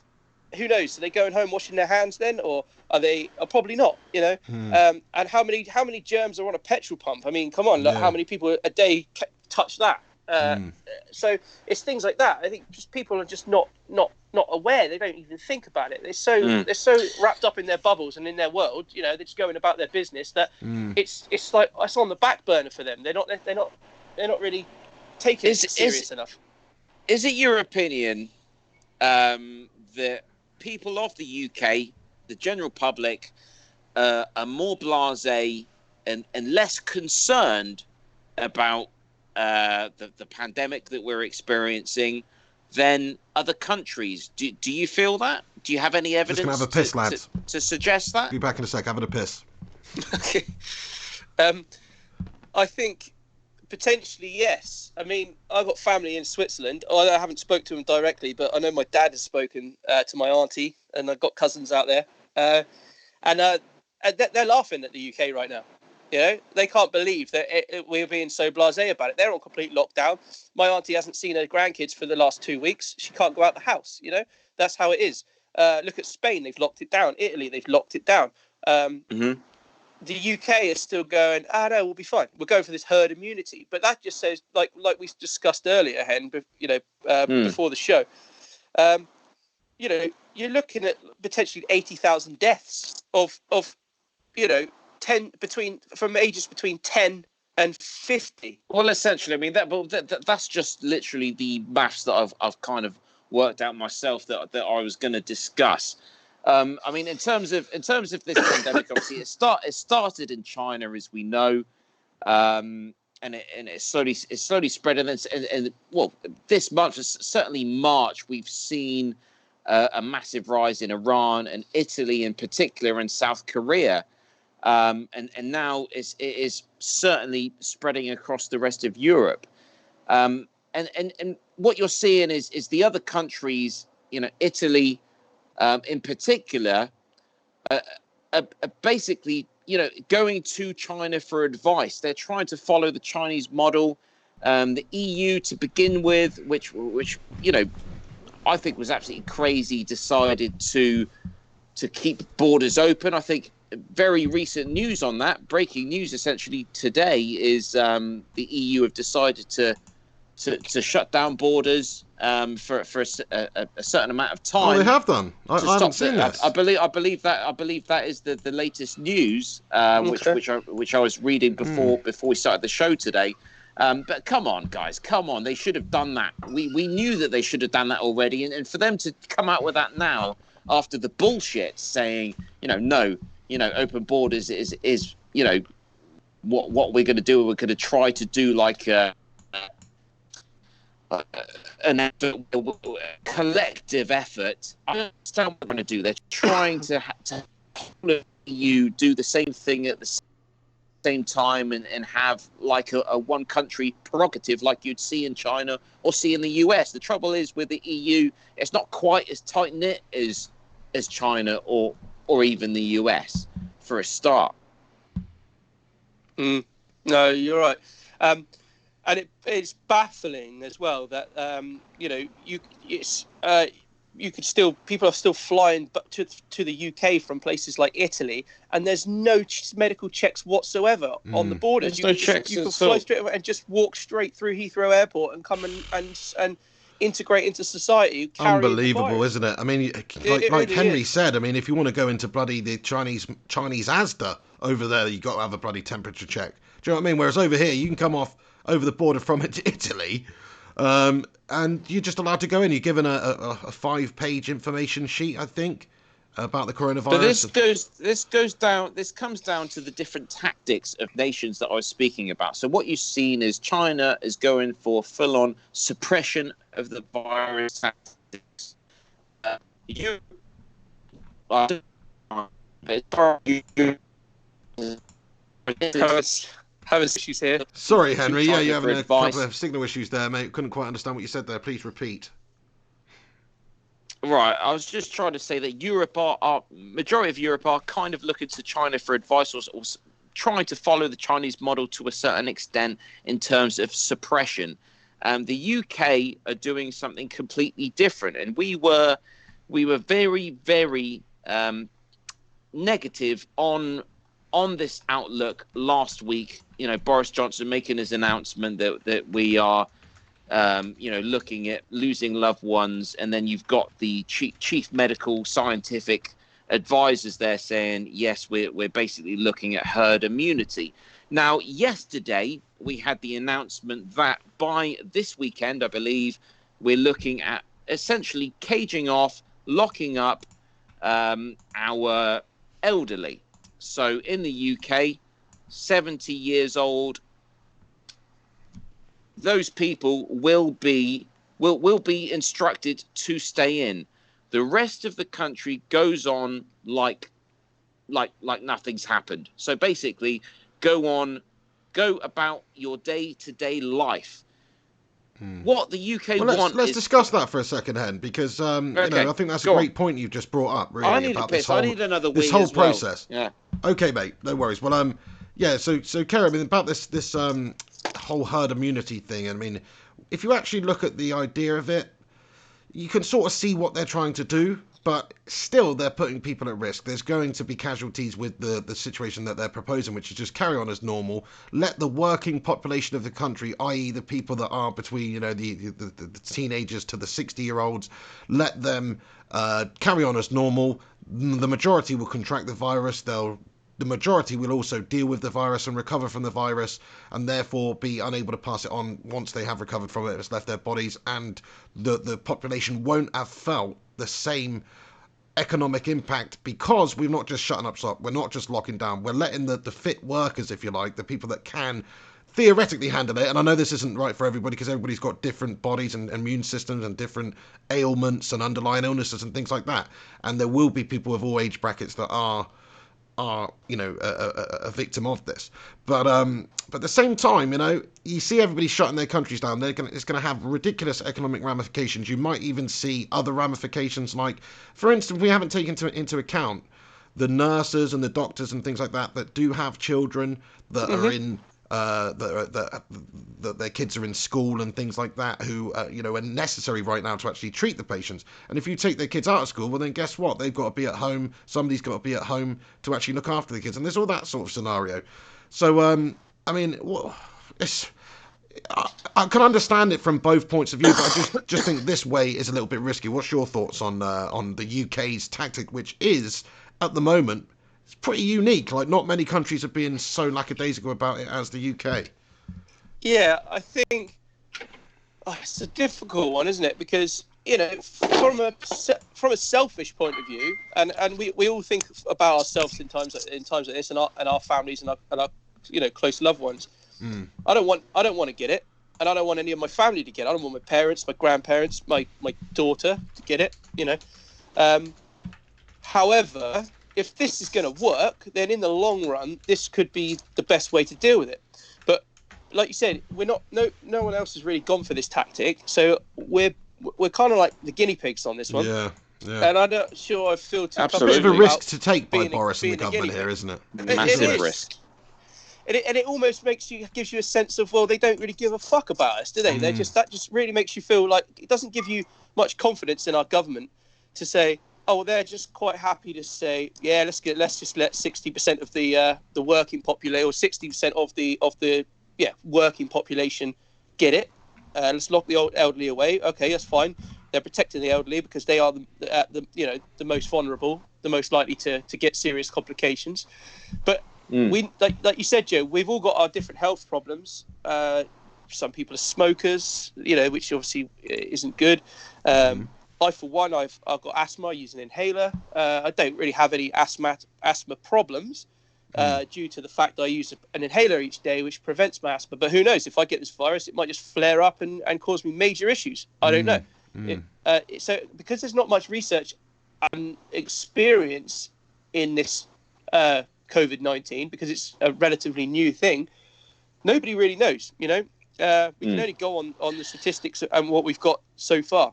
So, well, the interesting thing was that in previous shows, obviously we have criticised Boris's stance in terms of the fact that it just looked like we were just going to accept the virus and lots of older people were going to die, and we were almost at the stage of saying, well, this plays into the politicians' hands, in terms of if we have a lot of older people die, then less pensions to pay out, less strain on the NHS, etc., etc. Mm-hmm. With the latest announcements, if we are literally going to protect our elderly, which I think is the right thing to do, if this is the tactic we're going to go for, then we can kind of say, well, I don't think that is the tactic to allow so many elderly to die. Obviously, the government are concerned about the people that are at risk, and we are going to try to protect those people. Now, the trouble with this tactic is the majority of the working, the younger generations of the UK and the working generation are going to take the brunt of the infection. So if we're going to go for this herd mentality, we're looking at a minimum of 60% of the total population of the UK becoming infected. Now, 60% of the population of the UK falls at around the figure of 40 million. Obviously, we got about 68 million population there or thereabouts. So 60% of that is around 40 million or just over. Okay, if you look at, just go straight on Worldometer, lads and lasses, if you want to check these figures. But the latest figures, and I know that it's up and down, we cannot know for sure the actual real fatality rates of people aged 40 or less, 60 or less, should we say. But if we're going to section off our older people of the UK and allow the rest of the workforce and the rest of the people to go out, pubs are still open, restaurants are still open, cinemas are still open. Okay, you can't go and watch a Premier League game, but you can get on with the rest of your life and can continue to work. All of these people are exposed, and it's basically the UK government's idea to allow everybody to get infected over the next few months. Right now, the statistics, looking at two reports, one is Chinese reports in early February of total infections and fatalities amongst age groups, and one is World Health Organization plus China a little bit later in February. We're looking at 0.2%. A 0.2% fatality rate for anyone 40 years old or less. Okay, if we're looking at 60% of the UK population, that is 40 million people. 0.2% of that is 80,000 people. My estimates is around 100,000. Okay, what the NHS, the government have already come out and said worst case scenario, we're looking at 500,000 deaths. Before last week, I was thinking they're talking about the old people. I'm actually starting to think their tactics is to allow the young people to take the brunt of this and try to not achieve that 500,000 figure death toll, actually go for the 100,000, and we're going to see a lot of young people die. I don't know the statistics and stuff, and we'll have to see how it goes. I mean, the fact is, if it does get to the stage where a lot of young people are dying, then everybody's going to be quarantining and self-isolating themselves anyway. So that will also stop it eventually, but by the time we get to the end of the because if they want to achieve this herd immunity, then they will need to allow a certain percentage of the population to contract COVID-19. It's a very strange idea. It's one of those ones we don't know until it's put into practice and we actually find out. Like I agree with you guys though. Like they're just playing. They're just chucking dice with our lives at the moment. Do you know what I mean? Yeah. They don't seem to have so risky. Really... It's so risky. It can mutate any second. Okay, so we could lose tens of thousands, if not hundreds of thousands of people to this, thinking that we built up some kind of national immunity. It's so British, isn't it? It's such a British response. It's like, we're going to take it on the chin. It's almost like wartime. We're going to send out our young people to basically fight on the front lines. But it's not a war where you've got a gun in your hand. It's a war where you're just going about your day-to-day life, and you know there's a high risk that you're going to contract this stuff, and you're going to be part of that massive percentage of the population that's going to contract this. You're probably going to be all right, but some people will die, unfortunately, and you're going to be sacrificed for the greater good of the country, of the nation, so that, you know, 6 months down the line, a year down the line, the UK is basically immune to COVID-19. But what happens if it mutates? What happens if this just doesn't work at all, or the death or the fatality rate, the percentage rate is so much higher than what we're gathering now? Exactly. There's so many ifs and or buts. Like, we don't know. Like, you know, who's to say that the elderly population, 70 plus, don't have to end up having to stay in for a bloody year? Like, it becomes a point where, you know, like, even if the herd immunity had taken place and had a hold in the country, there's still going to be the occasional infection of an elderly person, and who knows? You know, that's how it is. A care home, whatever. Next thing you know, you've got a lot of people. Look at Italy, that Lombardy region. I mean, the figures are scary. So, you know, this you've got to contain it. That's the problem. And by allowing the majority of the population just to go about their daily lives and interact with these people, like these vulnerable people at home, the people who can't leave their properties, they still need stuff brought to them. And during those interactions, no matter how low a percentage it may be by that kind of interaction, some people are still going to continue to get it. So I think it's flawed. Depends on the precautions they take. Whichever way you look at it, though, whichever idea you look at it, it's like there's no great. I don't think there's a great outcome here. It's just about making it as least horrible as possible. Yeah. But I'm starting to understand where the science that the government keep claiming is where they're making their decisions on. Today, I was trying to work it out in my head, and it's starting to make sense to me, but it is massive, risky business. If it backfires, it's absolutely going to fuck our country completely. Mm-hmm. Yeah, no, I if it backfires, agree. Yeah. I mean, it's yeah. I mean, I get the impression with Boris Johnson that he's, you know, like you said, first of all, he comes out and says, the first thing he says on one of the first press conferences was, "I'm going to level with you. Lots of people, you're going to lose family members before their time or whatever." You know, that's like one of the first things he comes out. Who else says that? One. Yeah, thanks, Boris. I get the impression the guy's a massively insensitive piece of shit, actually, and he doesn't care about. He doesn't give a fuck about anybody. He's out for himself. That the Tory government that's in power are completely out for themselves, and it's almost like he's coming out of this bullshit, right? And then he goes and sits in a Cobra meeting, and the health officials are saying, "Oh, well, actually, Boris, you know, you can't really say that. We better just sort of tone it down a bit and say, oh, well, at least let's isolate the elderly, yeah." And he's like, "Well, okay, well, if we have to, then I suppose we've got to isolate the elderly, but fuck everyone else." Do you know what I mean? That's the kind of the impression I get from him, that he's just like, he doesn't care, you know. And well, it's quite scary that we've got that man in power right now in the crisis that we're in. I think, you know, it'd be interesting to see. For me, I mean, from the calculations that I was making today, if we were looking at less than 100,000 deaths in the UK, I mean, right now that sounds crazy. People are listening to this show thinking, "What is the hell on about? Why is he talking about hundreds of thousands of deaths?" Because, you know, I'm definitely very much of the opinion that this COVID-19 is awful stuff. It's really going to hit the world hard and fast over the next couple of months. I mean, it's already looking bad. We don't know how bad it's going to be. I hope I'm wrong. I hope to hell I'm wrong, okay? But obviously the UK, the scientists and the government, they're trying to come up with a plan. They've decided to completely go against the rest of the world in terms of suppressing the virus. They are taking it on the chin. And if you're going to take it on the chin, the best thing to do is keep the elderly away from it, and you let it pass through the younger younger people, the you know, us essentially, right? If you're there, and you guys are there, and I'm not, and God bless you guys, you know, I hope you're going to be all right, okay?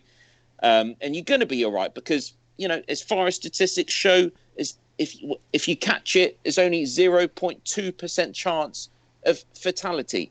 I mean, that's very low. But the trouble is, once you combine that with the 50% or more of the population, which is what you're looking at, then you're looking at tens of thousands of deaths.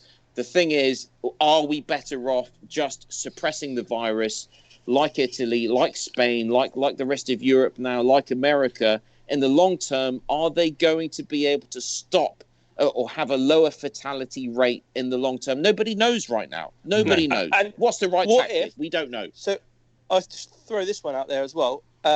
What happens if, I can see this as a possibility, if it gets so bad, right, because the government aren't doing enough, they're going on about what we're talking about, this herd immunity, and so many people are getting infected and it's a bad outcome. We're watching lots of people die. The British public take it upon themselves then to potentially go, well, I don't care what the government say, I'm not going out, and if I that means I lose my job, or I can't pay my rent or my mortgage, then so be it, because I'm not catching this shit, and I'm not letting my kids and my family catch this shit, and I'll face the music when it comes to it. But there's no, and then people will start doing it off their own backs, and then the government will have to do something. I don't know, or what they're going to do, turn around and say... Well, funny you say that, actually, Kerry, because Matt Lewis has just commented and said, I took it upon myself, because he runs a pub, he said, I took it upon myself to just shut the place down where I work. We pressured our owner to see the light between me and the other managers. It had to be done. So he's actually shut his pub down now, not on government advice, but just his personal feeling that what is the right thing to do to save people from getting infected at the moment.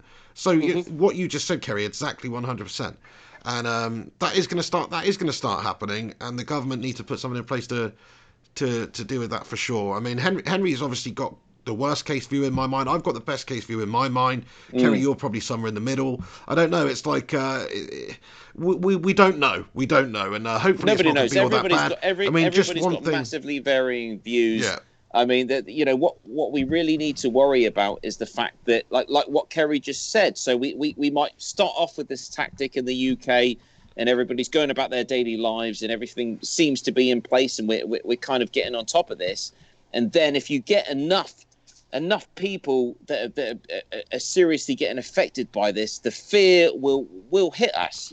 Like if we start to get Italy numbers of deaths. Then definitely, and if you look at what's happening in Italy, we won't be able to pull through. We won't be able to follow through with this, with the plan, so to speak. And we should have just suppressed it to begin with. That's what I'm saying. There's no point. We got to follow the plan through as the UK. If you're going to do it, if we're going to do it properly, you need to follow it through. The trouble is, halfway through, there'll be so much panic and fear that it would have never been worth it to begin with to try to do it. I mean, I've already taken measures. We've already taken our own measures within sort of my family and things that, like, for example, my daughter's not going to school right now. They haven't officially closed schools, but between me and her mother, we've decided that there's no way she's going in, because we don't know where the other kids have been, where the other kids' parents have been, where the teachers have been at that evening or that weekend, So it just seems absolutely mad that they're like letting our kids be exposed to potential danger by leaving the schools open. For example, some of my family in Birmingham have. I've got a younger brother. He's also not going to school at the moment. My dad's decided not to go to take any work. He's self-employed. He's decided that he's just not taking any work right now. He's bought a mask and gloves, and if he has to go to the supermarket, he masks up and he gloves up. That's the way to do it. Yeah. He told me somebody actually sniggered yesterday when he walked past him and made some sort of snigger and snigger really? and a comment and some sort of comment, and he's like, well, okay, that's fine. You can laugh, love, but good luck with the virus, Obviously most people under the age of 30 or whatever are not affected by it, but they don't think about the effect that these kids actually, well, they obviously are thinking about it, which is what blows our mind, that these kids obviously are transmitting this virus to other people in their households and other people that they come into contact with. And this is it. Certainly some kids, some people's parents are older, some people live with their grandparents, whatever. They're just supposed to go to school and bring the virus back to their grandparents' house, are they? It's bullshit, isn't it? That is a bad call. Well, the absolutely great news about this outbreak, the best thing is we Worldwide, there has been no death of a child like less than 10 years old. Not one. And we're already looking at, best part of 200,000 infections worldwide, and probably more, let's be honest. And no children have died. No young children have died, which is fantastic. There's all sorts of horrible shit out there, viruses and whatnot that do kill kids year on year. Absolutely. And so far, coronavirus, COVID-19 is not doing that. So the children are safe. I think, closing schools, the reason that we do that everybody should be doing that is because we do not want the children are still contracting it. They're showing minor symptoms that, they're really, I've looked into this. I've looked into the Chinese children that contracted coronavirus. Yes, they were hospitalized, but the vast majority of them just showed absolutely mild symptoms. I think, there was a handful of, they needed to be looked at a little bit more seriously, but they were all absolutely fine. End of the day, absolutely fine. The little kids are absolutely fine, which is brilliant. Okay, but the reason to stop kids going to school is because you don't want them contracting it and bringing it back to you, or the real concern is kids getting into contact with grandparents, older people, So at the moment, my biggest advice is do not, if kids are going to school, don't let them, hug and kiss granddad and grandma. Do you know what I mean? That is the concern. Mm-hmm. Yeah, and that's 100%. The concern isn't necessarily the children, being harmed by it. But yeah, like you said, they're just great little carriers, aren't they? Schools are just a breeding ground for that shit. Surely, what other places are you going to get where there's mass amounts of people, 30 odd kids into a classroom, including a teacher and maybe a teacher assistant? They're dirty little bleeders as well, kids. They're always touching stuff and putting stuff in their mouths and up their nose and all sorts. They're dirty little bleeders. They have, Trust me, I got an 8-year-old daughter, nearly 9 next month, and she is forever touching everything. I'm constantly telling her when we're out, get your hands off the railings as we're walking somewhere. Stop touching this, stop touching that. Don't pick that stuff up off the floor. You don't know where it's been. It just doesn't go in their heads. They just think, oh look, I'll touch this, or I'll walk down the street and just casually drag my hand along the side of the wall as I walk down, a public road.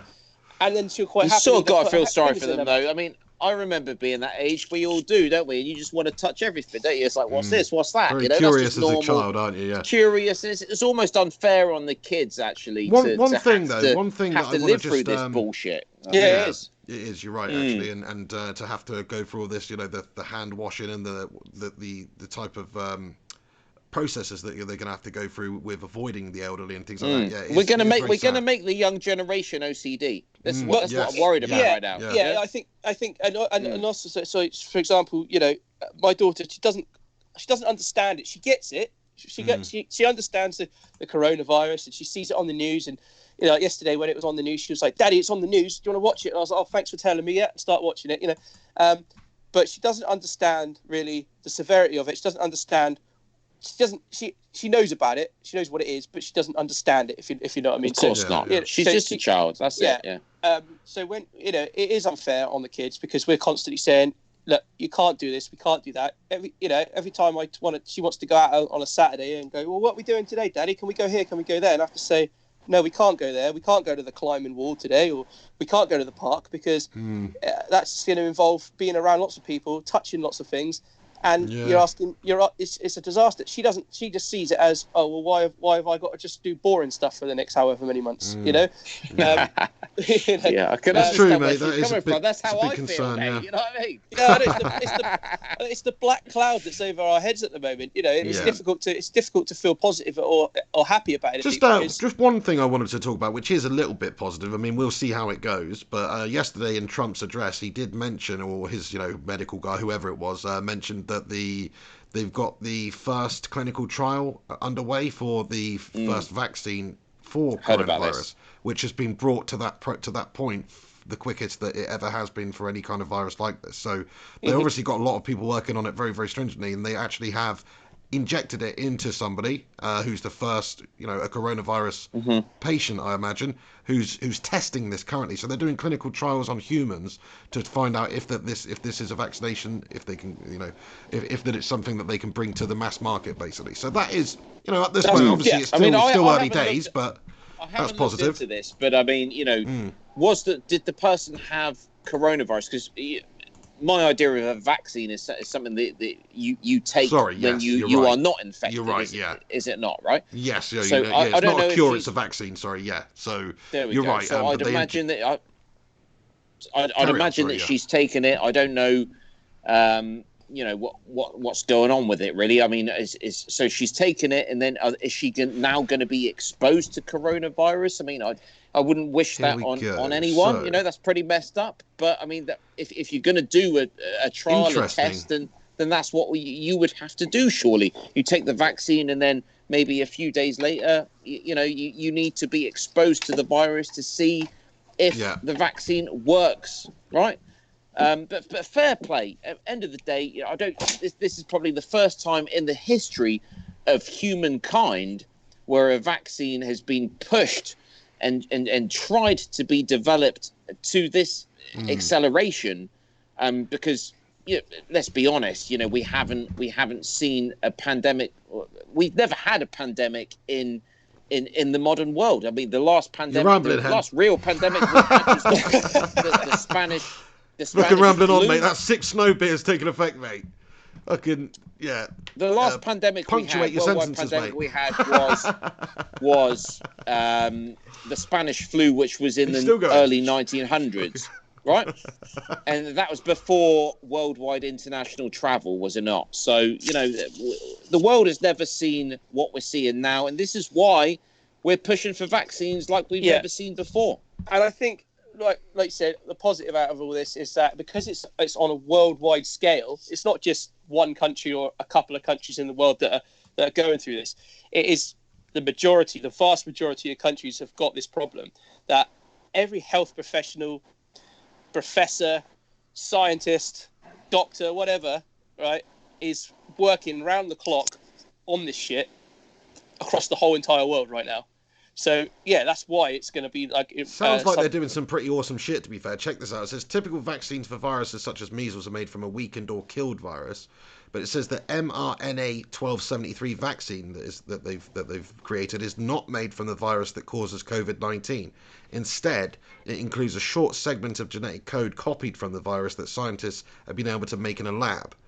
So, hopefully what they're hoping is the body's own immune system will we'll fight this off, adapt to it, and that will then make you immune to the actual COVID strain because your body's already dealt with that, that genetic. So what you're saying is instead of actually getting a tiny bit of the virus, it's giving you a bit of genetic code that's right, that makes your immune system learn how to fight against That's right. It sounds pretty freaking awesome, doesn't it? Like some proper experimental stuff. But whether that works or not, it remains to be seen. It says it takes they're having 2 jabs in total, 28 days apart, into the upper arm muscle. So it's going to be a while before we truly find out, and it could still take up to 18 months for any potential vaccine to become available to the public. That's if these trials are successful.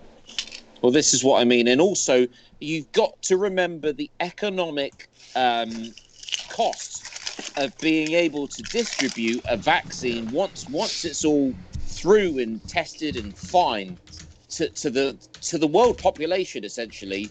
That will be a phenomenal task. Yeah.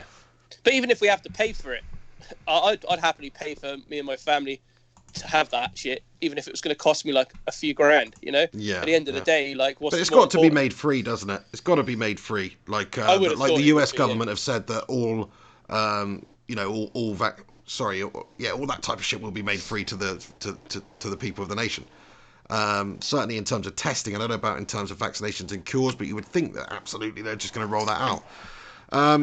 Sorry, Kerry. I mean, we've got Mark Sin waiting in the wings. He's been waiting a while to do the Cineman quiz, so we better bring an end to proceedings. But great call. Anything you just want to leave us with your, Kerry's final thought on the coronavirus and the UK or anything?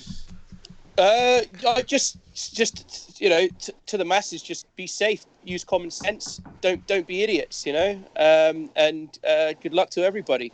We're all in this together on a global basis. We've all got this problem, every single one of us. So yeah, just be cool and take the precautions and try to help people out as well. If there's elderly people that can't go out, especially if in the UK right now. If you've got a neighbour who's an old guy that lives up the road, or an old lady who doesn't have many visitors, doesn't have much family, don't be afraid to knock the door and ask if they need something, because we did this. It's like a world war effort, in some respects, and we're not going to get through it by being selfish. Well, look at the world at the moment. I mean, the panic buying, the toilet roll, the whole thing. It's obviously not going great, but if you can help it, try to think of others. If you've got a cupboard full of food and you've got plenty of toilet roll, then go help someone else out who hasn't got that shit. Exactly. Wash your ass, for Pete's sake. Like, there's some old ladies who can't bend over and wash their ass. Do you know what I mean? Come on. Exactly. Yeah. Anyway, hey Kerry. Eddie R2 says Kerry is a don. Thank you very much for getting in here. JP, thanks, Kerry with the deep voice. They're loving it, mate. Some people touching themselves to this right now. Can you see me right now? I'm just audio, right? Just audio, yeah. Why? What are you doing? Why did you say that? That's why I was worried. Awesome. Well, great to have you guys on the show, mate. Thank you so much for tuning in. We'll catch up with you soon. I'm sure we'll have you on again, pretty soon. Yeah. Again. Nice one. Cool. Take All right, care, then, Kerry. guys. Have a good day, mate. See you later Absolutely on. great call, mate. See you Take care, soon. mate. Great Speak call. to you soon. Bye, Bye. mate. Bye.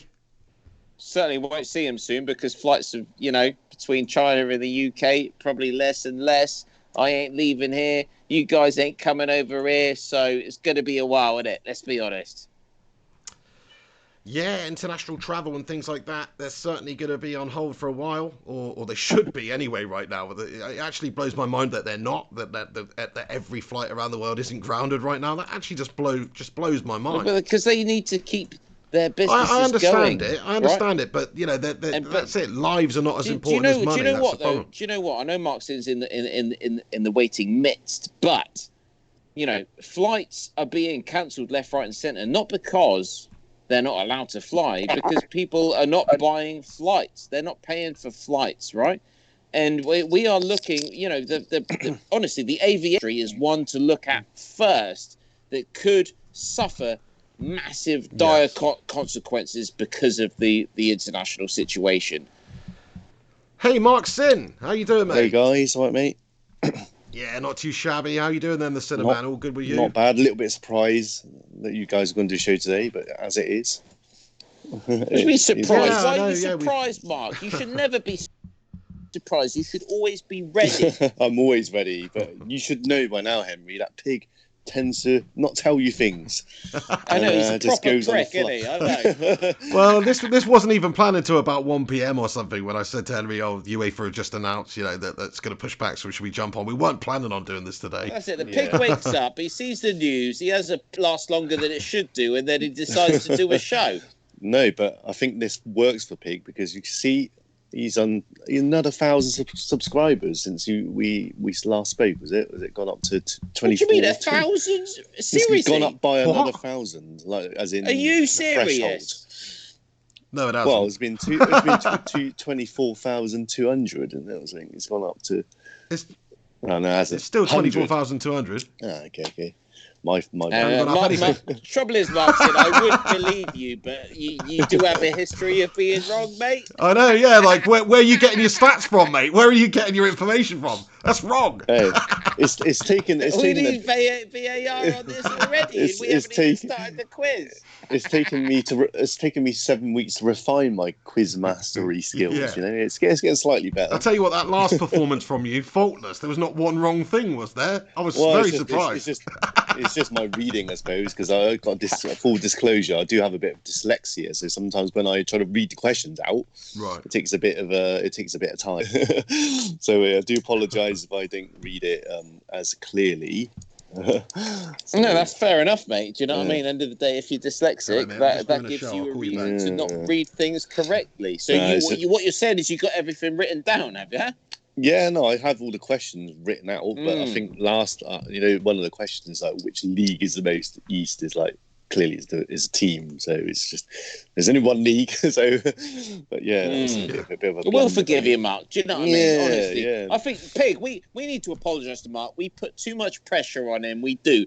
We he's like a towel, and we're trying to rip him apart or something every show. Do you know what I mean? Let's just be nice to him today, okay?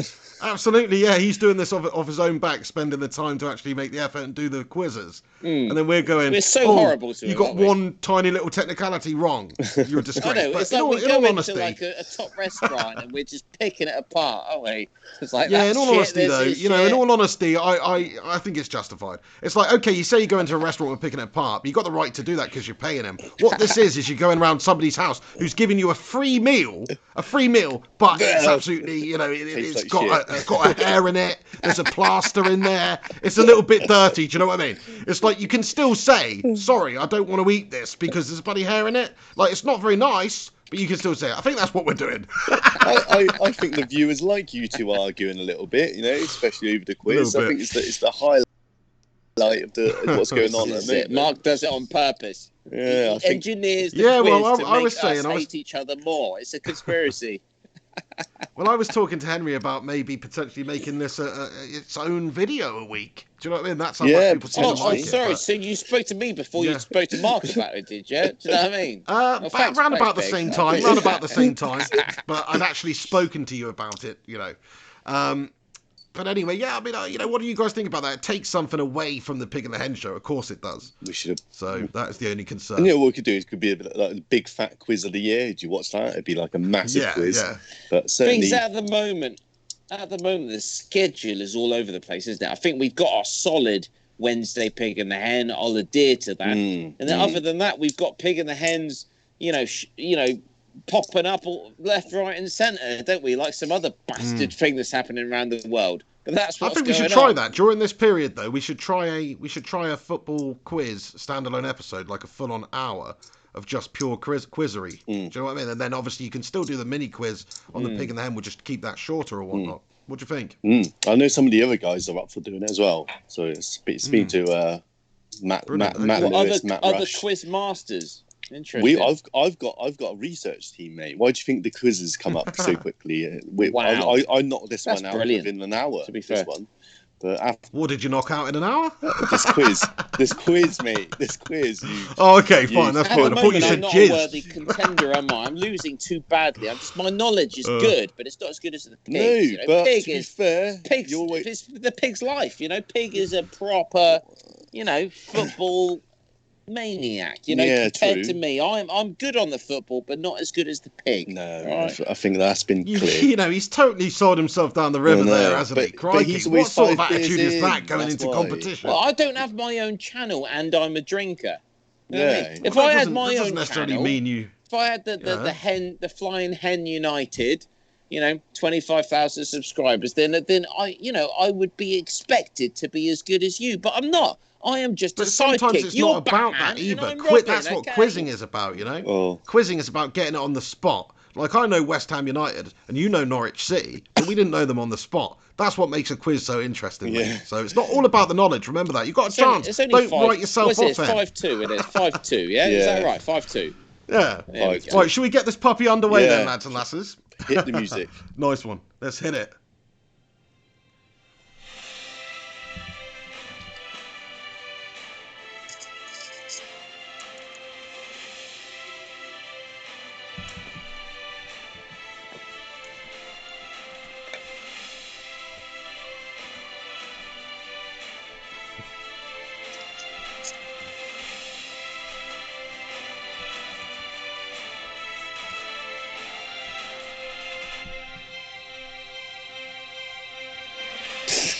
Lovely. Nice. Just before we get into the quiz, and I'll hand it over to you, Mark, please, everybody who's tuning in right now, smash a cheeky little thumbs up on this video and do play along in the live chat as well. I think Busby, shout out to Busby, one of the lads who called in last time as well. He was absolutely caning it in the live chat last week and getting all the answers before everybody else. So shout out to Busby. He's obviously got a bit of a quiz knowledge. I'm not sure if he's in here today, but do play along if you are watching. Over to you, the Cineman. Yeah, no, I was going to say that as well. Quick shout out to the viewers. Yeah, I mean, Busby smashed it, didn't he? I love watching it back after the show, after doing this review. Really enjoyed that. So just get out of the way. Did you see Busby in terms of his face or not? Or was that just no? He smashed the answers. Sorry out, for being the pig. Honestly, he is a handsome lad. Mark. No, that was the other one, mate. That was the other one. That's Manny. Oh, sorry, that's Manny. Oh, sorry. Well, Come on, get it right. Busby's fit too, right? But Manny then. Busby's got a lovely voice, so yeah. Absolutely. He's got a lovely accent. I loved it how he said. Fans out there, isn't it? I loved how Busby said, because he obviously with his German accent or whatever, he said, Cloud Cuckoo Land. That was quality. Yeah, I know. It was the quality. So that was quality. To you, Busby. I'd say you were living in Cloud Cuckoo Land. Brilliant. I love you, by the way, Busby. I'm not taking the piss. Oh, we got some lovely callers, so hopefully they'll call in sometime. All right, let's crack on then. Right, I'll face this way away from the live. Yeah, you cut out there, pig. Good. Come on, let's get on with it, Mark. Whilst he's gone, mate, let me answer all the questions and win. Yeah, you win the round already. Sorry, am I nice, back? Happy days. No, you're oh, not. Shit. No, I'm not. No, you're not. You're not, pig. We can't hear you. No, we can hear you. We just can't see you on the Skype. Good. I don't have the viewers can see him. He's no Manny, is he? Do you know what I mean? Well, no, I don't need to see him. As long as I can hear How's him, that? it's fine. I can hear you, but I can't see you. You know, normally I can see you and Henry. Oh, right. Everybody, can you hear me? Oh, hang on. Yeah, we can hear you, but we can't see you. I'm going to have to reconnect with you guys then. We've had a mare. All right, minus 1 point. Do we really need to see you? Yeah, minus 1 point. Do we need to see you? Yeah, you need to see me so you can see I'm not cheating or whatever. Do we? Yeah. Do we? Yeah. Right, let me just call you back. Sorry about this, lads and lasses. I've had a mare here and pulled the bloody microphone wire out. It's better without you on the screen. You're a melter. Melter of the moment. Pretty easily done. Pretty easily done. Do you want me to put the phone down then, yeah? You don't have to do shit, mate. I'm just going to hang up. Right, 2 seconds.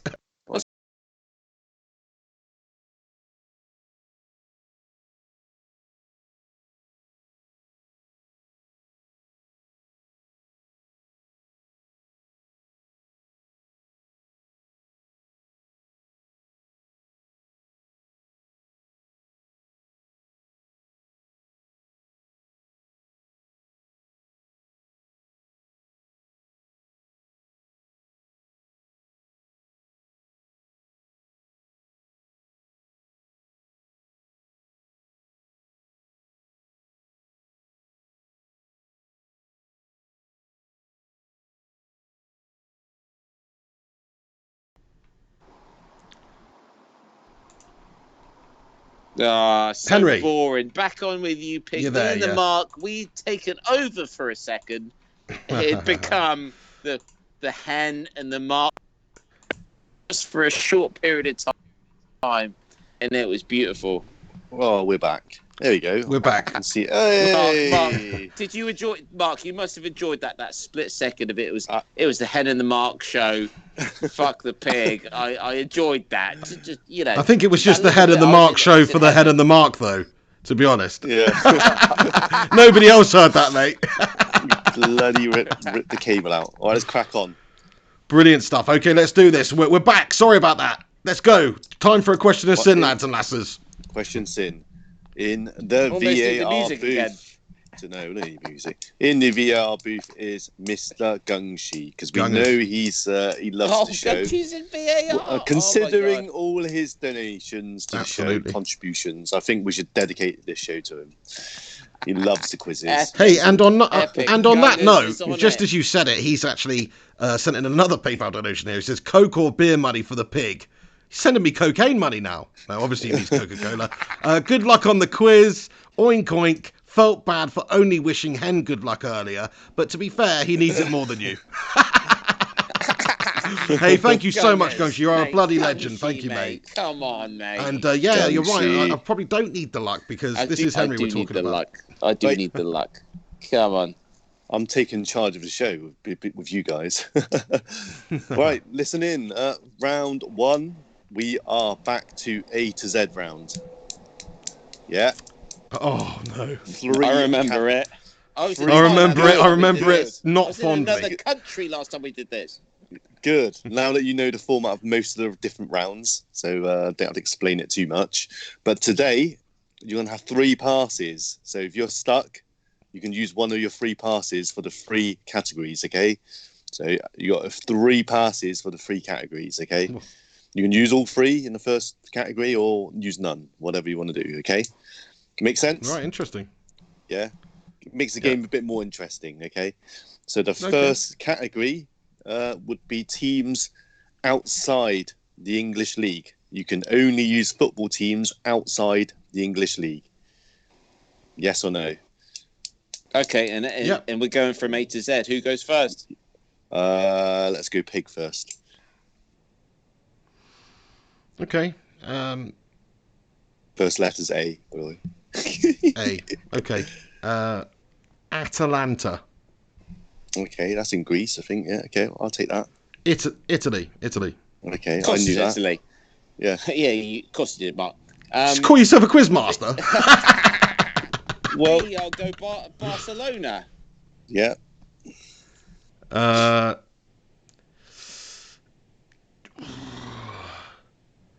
Let's go for Celtic. Yeah, ooh, okay, we'll have that. Dortmund. Mm-hmm. Empoli.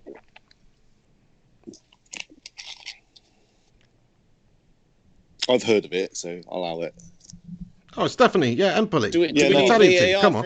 No, is that a team, no. is it? I'll take, If Henry feels though that he wants to challenge it, you could challenge it as well. I don't know every team, Empoli. but I mean, where's Empoli from, Pig? Italy. yeah, I Is think it, I've heard of them. Yeah, I've heard of them as well. So. All right. Well, I'll go Fenerbahce. I'm not making this shit up. Do you know what I mean? I'll go Fenerbahce. Nice. Okay. Galatasaray, your biggest rivals. Hoffenheim. Nice. Inter Milan. Juventus.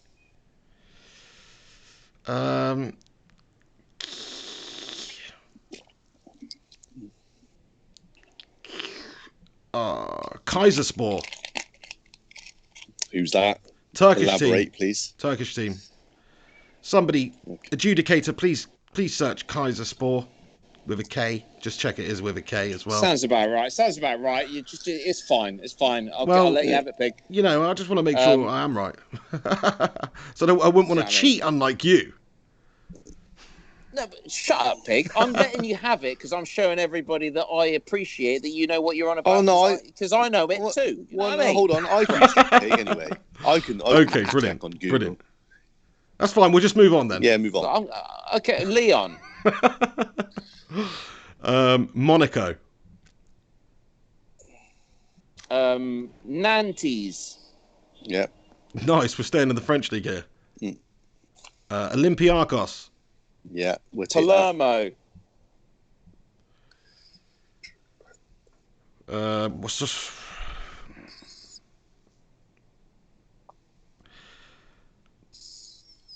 Shit. Queensland Raw. Is that a team? Oh shit! I should have said Queens Park Rangers. Eddie Otto. Oh. I'm checking. It's fine. It's Brisbane Raw. It's Brisbane Raw, isn't it? Queensland. Or is it Queensland Raw? No, they're called Brisbane Raw. I just realised. I've had a fucking. So he's mare. out. He's done. And I had the next one anyway. I was up. I had Roma ready, mate. So that's my round. Happy days. Yeah, so no, I've had a mare there. Yeah, what can I say? Queensland Raw, like what the fuck? 5 snows, big bottles. It's Brisbane of Raw. Everyone knows that. Still win this shit against the Pig. Happy days. So 1 category down, Pig. You could have used the pass. You could have gone for Queen of the South, couldn't you? Yeah, no, I could have thought about it a lot better. Yeah, for sure. Pass. Too proud to pass. That's going to be a new thing that we say. No, I just thought I was right at the time, Henry. Like, don't pretend like you're infallible, mate. We've already established at the start of this quiz you're shy. Pass. I just said the wrong thing. With a pig, I'm telling you. I'm telling you, lads and lasses out there. It's not the first time you're going to hear it. Pig was too proud to pass. Yeah. Right, second I wasn't category. actually. I just genuinely thought I'd said the correct thing, and then I realised it was Brisbane Raw. So Yeah. just a mistake. It's raw. Just a mistake, I mate. don't know about Brisbane Raw. I think Pig Raw right now, mate. Pigs don't roar, they oink, mate. Come on. Right, next category before you guys get too excited. In still the same round, players' last names only, past and present. Okay, last name only. So obviously A, last name of A. Any players ever in any league ever? Me first, yeah. Okay. Adebayor. No, last name. Oh yeah, Last it is. name Adebayor. Yeah. He played Yeah, for Arsenal. Yeah, he played for Arsenal. Just so that you know. Yeah. Bloody hell. The thing is, you got to say the first name as well because there's some players. Emmanuel Adebayor. There we go. There we go. David Beckham. Oh, nice. Okay. It's not as easy as you think, is it? Yeah, I mean, it's just like off the top of your head. There's so many, but you just got to pick one out, haven't you? Jibriel Cisse. Nice.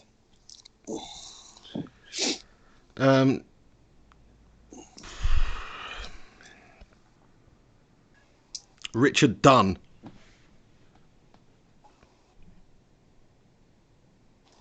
And the thing is, we have to get the first name as well, don't we? So that Adds a little bit to it. You can't, just say Smith, can you? Because there's about a million Smiths. You mean you got to say the full name, yeah. There we go. So what am I on? I'm on E, aren't I? Okay. Henry does these little stalling Michael tactics, you see. Fuck off, Peg. It's true though. That's all you do. You literally just like, I'll just say it out loud just to buy myself a little bit more time. When they're listening to a podcast, you know what I mean? That's why, prick. Listen to you with the insults, mate. You need to put the snow beers down, mate. Do you know what I mean? Get a bit pissed off over there. Hey, F. Yeah. F pig. Fuck you. Yeah. F pig. No, okay. F.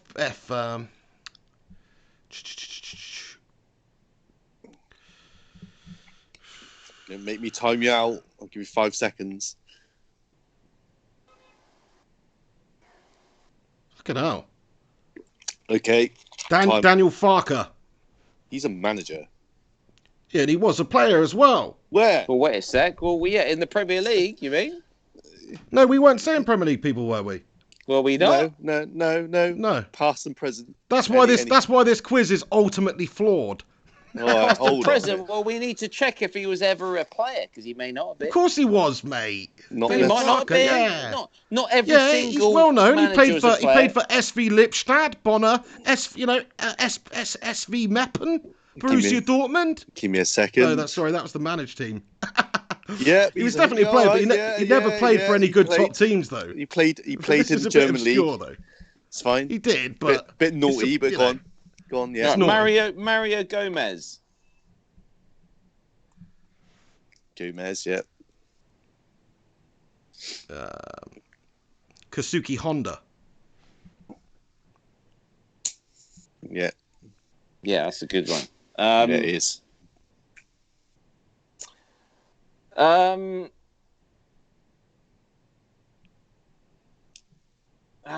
Fuck it. It's bad, isn't it? Because you need to know the first names, and I keep thinking of eyes, and I don't know the first name off the top of my head, and I'm thinking, is it the Snows, or is it because I don't know? Stalling tactics. Yeah. I'm gonna time you out, Henry. I'm gonna time you out in a second. Wait a sec. I know it, mate. Of course I know. Jordan Ibe. Okay. Adnan Januzaj. Okay, yeah. Nice. Ex-Man U.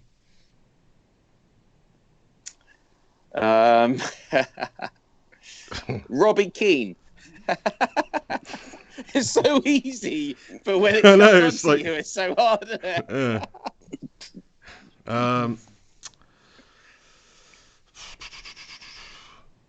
Frank Lampard.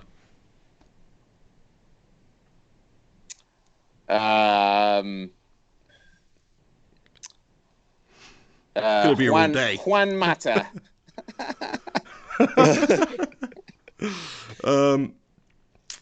Okay.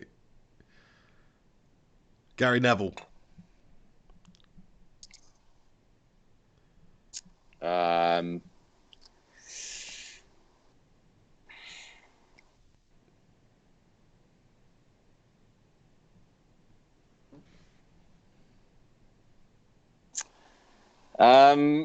Fucking hell. It's just so bullshit. It's such a bullshit game, innit? You just have to come up with something real quick. And of course I've got one, but it's just it's the pressure in it. I'm going to go for John Obi, Mikel. That works, mate. That's fine, mate. That doesn't count. Yeah, I guess it's Obi Mikel. Well, you didn't say his full name, though. Mikel. Okay, now you have. Come on, but at least, John Obi Mikel. There we go. Obi Mikel. Okay. John Obi Mikel. Yeah, that counts. All right, fair enough. You got there in the end. You had to convince yourself of it, though. Okay, so I'm on P then. Okay. Paul Parker. Oh, that's double points from PP. Ex-United, isn't he, Paul Parker? Yeah, is he? Absolutely. In the 80s. He's a defender, come on. 80s? 90s. Yeah. 80s and 90s. Yeah. Ah, Jesus, I'm on Q, aren't I? Bloody great hell. player he was as well. Q's tricky. I've got Quaresma. His first name was Esme. Esme Quaresma? I might fucked up there. Is that his first name? And there's you saying, play your pass if you don't know. He's just said Esme Quaresma. It's Joaquin Quaresma. Shit. I'm basically You're out, haven't I? You're out. I think I'm out. It's it's Ricardo Quaresma. Ricardo, is it Ricardo? Ricardo. Yeah, that's Shit.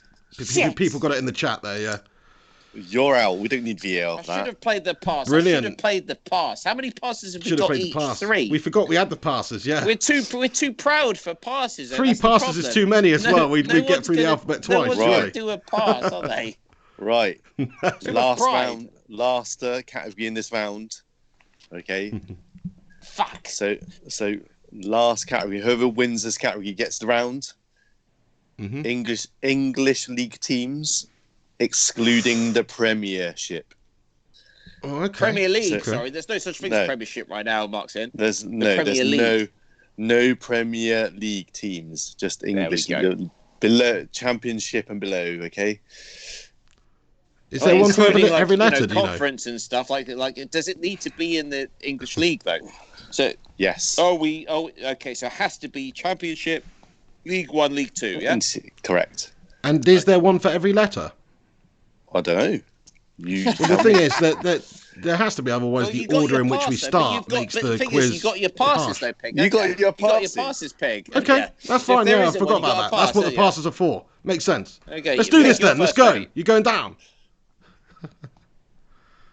Who went first? Last Pigs time? first. I went first last time. Pigs first. Hey.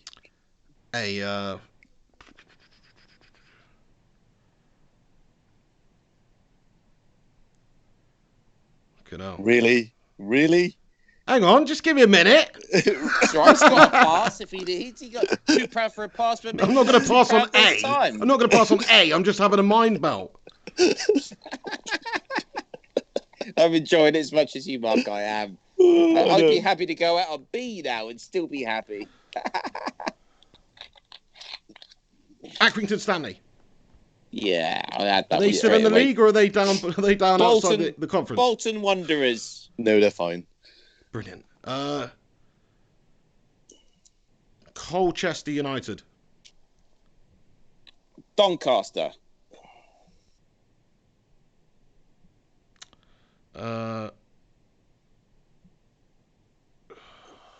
Shit.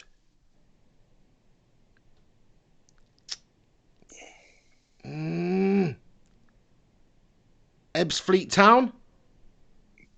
Look it up. I challenge that. You got to look that up. Are they in? Oh shit! I've had a mare. League. I've had a mare, haven't I? Then I get the point. Give me a Simple second, as that. Absolutely. Yeah, I didn't think about that. I should have just passed. What the fuck? I got to get used to these new rules. I mean, I had Forest Green ready, but I was going to pass that in case they weren't in exactly. in the I league, I forgot we had to pass. I don't think Ebbsfleet Town are a league side. I don't know. Give me a second. Town, yeah. Give me a second. Yeah, I was just struggling to think. Town. What's Gunshi saying? This involves Gunshi. Have a look. I trust Conference. Gunshi more than ENT I trust you, says Mark, the conference. to be honest, mate.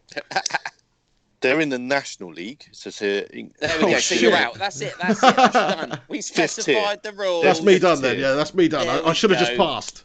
It's the format. I need to get used to the format. Do you know what I mean? Fuck you, pig. What's wrong with that? That's why I give you the points, mate. You've got to get some points somehow. You know what I mean? Otherwise, the next part of the quiz is redundant.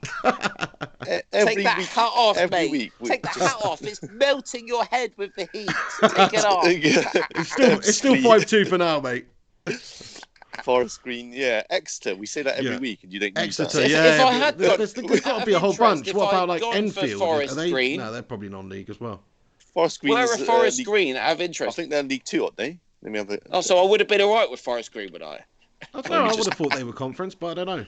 They're Forest Green in League 2. You just double check. Oh bloody hell! But I was on the borderline because I was ready for Joe for the pig to come up with like a proper good answer for E, which he obviously absolutely failed to do. And then I would have come up with Forest Green, or I would have gone for the pass. I was kind of like hit or miss on that decision making there. Or you can just say Fulham next time. Yeah. I could have. They're in League 2. League 2. All right, you got me on that one, Hen. Yeah, I jumped the gun on that. Had a bloody mare. I got you. Is there more quiz, or has Henry just won? Oh, there's more. There's more. Oh, there's more. Oh, brilliant! I've got a chance to destroy him there. He's one up. So he's. I'm going to be honest. I don't like those A to Zs. Don't like them at all. I like the A to Zs. Keep them coming. Yeah. You like them. I like them, mate. I don't like Suits them. me, mate. Right, suits my beer pissed mind, mate. Henry. Don't like them. You're doubling down on this because you had a little moan that you had the bad set, right? Last week. Right. So this week you're getting the attackers, round 2, initials round. You're getting the attackers. Oh, fucking hell. Pigs getting the defenders, again. right? I hate this. Pigs getting the defenders and he's going first. It's an absolute fix, you know. At least last time it was fair. No. Well, yeah, you're giving me the hardest ones now. I mean, that is bullshit. It's not. How is it harder? I don't know how. You know, because it is. Henry said last time it's easy to know the attackers. Everyone knows the attackers. Not really. I mean, yeah, they pop out in the mind because they're in the goal scoring charts and everything. Anyway, you know what I mean? Nobody looks at the clean sheets chart. Everyone's looking at the goal scorers chart. Pig, you won last time, mate. You won last time. I know I won last time, but the point I'm making is that was fair. You could have chosen the attackers last time. I'm just saying it's. Yeah, but this time it's vice versa, and you won last time. Gungshi, what's your decision, mate? There's nowhere. His decision is no more Marks in, and we're going to get Griffo Chaz in. No, go on then, the Cinnamon. Let's be having you. Pig, you got defenders. Let Henry go first. Let Henry go first. You want Henry to go first, yeah? Yeah, I went first last time. This is what pisses me off, though, because Mark, you're like, you're trying to be the quizmaster. You say, Pig, you go first, and they say, no, let Henry go first. So basically, Pig is fucking. Well, not only do I have the hardest questions, but I've got the least time to think about it. Like, it's short. I've just done the last round first. It's Henry's turn now. But you, but you haven't got the letters. Pissed off right now. I'm getting pissed off. This is funny, mate. This is good. This is good shit. Do you want to go first, Henry? I'm not bothered, mate. Honestly, yeah, I'm not going to. You're attackers. There's more important things going on in the world out there. Exactly. Right now, exactly. Right. Your first attackers. Okay. Initials. Okay. I'll give you 2 letters. Initials. You have to get the player. You get it wrong, Pig can guess them. I understand. It's a striker. But does this include like attacking midfielders? No, they're called attackers. Does this include attacking midfielders?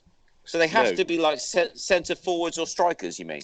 Centre forward or wingers, because there's a line between strikers. They're called attackers. Yeah, like Mane counts, for instance. Salah counts, for instance. So they're definitely not defenders and defensive midfielders. Okay, that makes any sense. So attackers are so basically attacking midfielder or striker, yeah, essentially. Up front, like encompasses all of that. Attacking players in general. Yeah, and they're not obscure. I've got it. Okay, first First one, Henry. RF. Romeo Foxtrot. RF.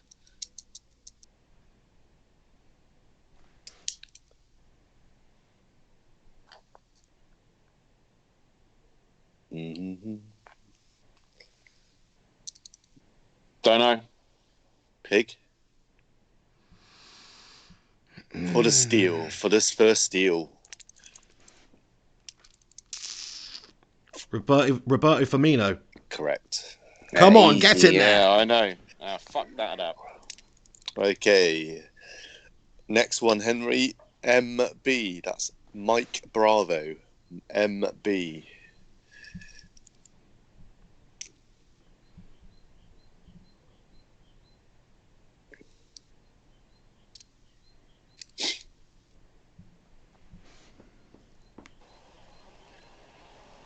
I'll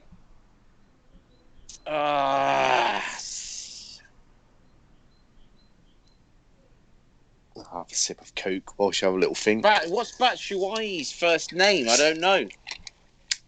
You can't have Batshuayi, Pig, in case his first name is begins with an M. Well, why not? You've You've just given it me, Hold so on. you haven't voided the question. I'm going to ask Gungshi if he allows, because you essentially got the person, I think. No, but we're not just doing one initial though. We're doing two initials, so surely you've got to get both names. Hang on a sec. You can't just give it to the Pig. You know what I mean? I mean that should be like a void question. Of course he can. Yeah. If you've void. If you've destroyed your own question, mate, if you destroyed your own answer, that's your fault. Like, why are my questions allowed to go to you then? I'll just that's bullshit. No. No, but I basically got it, but I didn't completely get it. But you shouldn't be able to steal it because I was there. Henry, I'm going to give you a chance to give the first name as well. I'll give you the chance to now. If you don't get the first name, void question. Okay, Mario Batshuayi. No. It's not it, is it? No. Go on then, Pig. What's his first name? Mishu Batshuayi. Mitri Batshuayi. Mitri? No, it's Mishu. You didn't pronounce it right. Yeah, Mishu Batshuayi. Mitri Batshuayi. I can't pronounce it. No, it's... okay, fine, but either way, I've got to spot on. Mitri Batshuayi. Are we allowing Pig that point, Gungshi? Just give it to him. I think that's fair enough. He basically had it. To be fair, even I'm going to say that. I'm not going to be a To be fair, you basically had it too, but the point is, it is two initials, so it stands to reason you've got to get the first initial. Just have it, Pig, all right? For fuck's sake. WZ, Henry. Wilfred Zaha. Yeah, fine. TD, Tango Delta.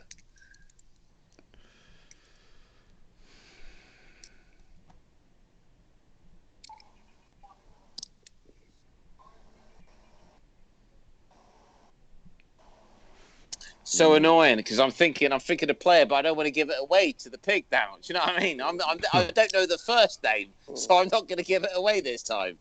Yeah, make sure you know the full name before you say anything. This is what I mean. Well, you said strikers. You said strikers were easy. I'm going to pass it. Yeah, I thought so, but it's not as easy as that, is it? No. I really struggle with this. I find it very tricky, actually. Pig. I'm going to pass it. TD. Yeah. Troy Deeney. Yeah. Shit. Of course. I think I've stolen all of your ones so far, haven't I? Do you not know Deeney's first name, Henry? Did you not know? Yeah, I did. But if you give me TD, I just don't think Troy Deeney. It's just I don't know. Basically, you were thinking about someone else. And if it doesn't, it just doesn't come to me. Do you know what I mean? Right. Okay. Next one. I was thinking Delafeu. What's his first name? Gerard Delafeu is. There we go. I mean, I was just thinking Delafeu for some reason. All right. Yeah. DA. Dickheads. Delta. DA Alpha. for me. Yeah.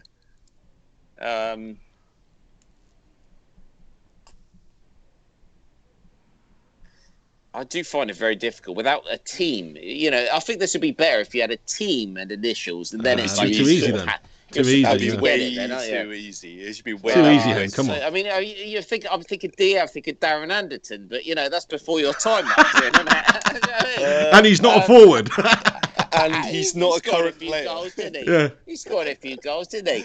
Yeah, he's a midfielder though. DA. Fucking DA.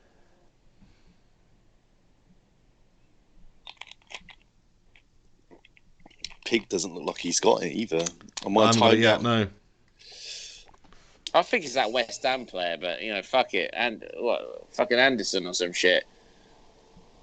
Pig? What's his name? No, it's not Do you him. want to stab? No, I've not got that one. Oh, you guys, I think we'll clip this because it's going to be hilarious. Deli Ali. Oh, Jesus, no, Mother of Mary. Henry, mate, are you taking the absolute piss, son?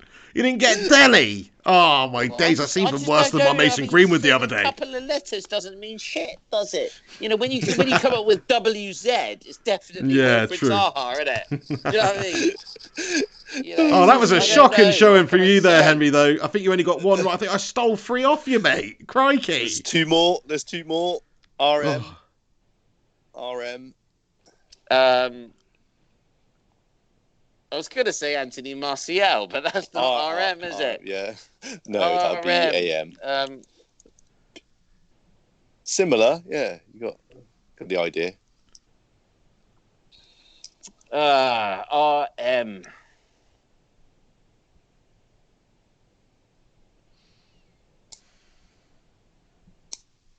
Strikers.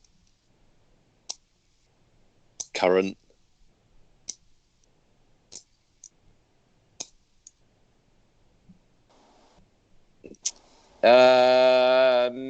I'm almost there. Almost there. It is. Pretty much. I'll give you a few more seconds. It is. Mane. What's his bloody first name? Sadio Mane. Sadio. Yeah. That's wrong. Radio Mane. Radio Mane. Oh, that's awesome. No, Pig, have a go. Go on, the pig. Go on, put me out of misery. If you're such an expert, you twat. Gets a little dig in there. No. I haven't got it. Riyad Mahrez. Oh, Of course it is. I know. It's so disgusting when you hear the name and you think, why did I not think that? And finally, NP. November Papa. NP. I think I got this one. Go on then. This one is... There's not Nick Pope, is it? Because he's a goalkeeper. what But is still, this? trying to get brownie points there. It is. It's that. It's that Norwich player. And oh shit! I should give it away because I don't know his bloody first name. Is it him? Is it Pookie? Is it Nathaniel Pookie? No, it's not. Oh. What a melter. How many pints have you had today? A few. I know, he's had a lot, and he's freaking absolutely a state in there. Nikolai Pookie. Is it not Pookie? What's Pookie's first name then? Timu Pookie. Good. At least I haven't given it to the pig. I'm happy with that. So hang on, say what the initials are again. NP. NP. N for November.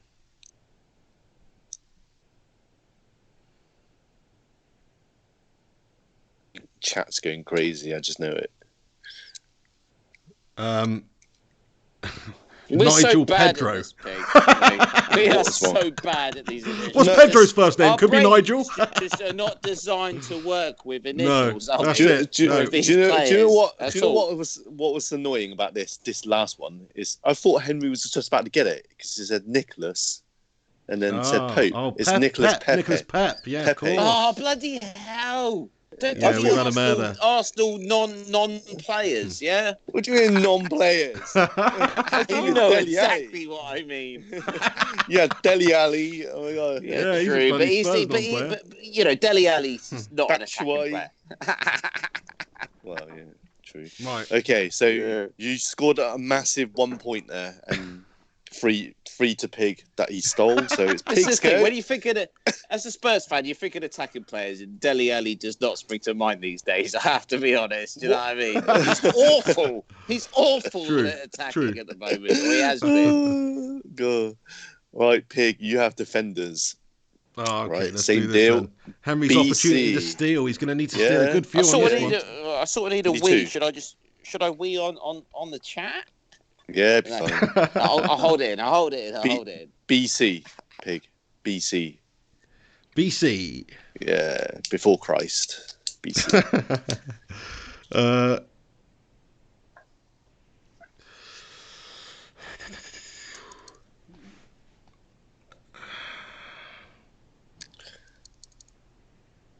You're both melting this week.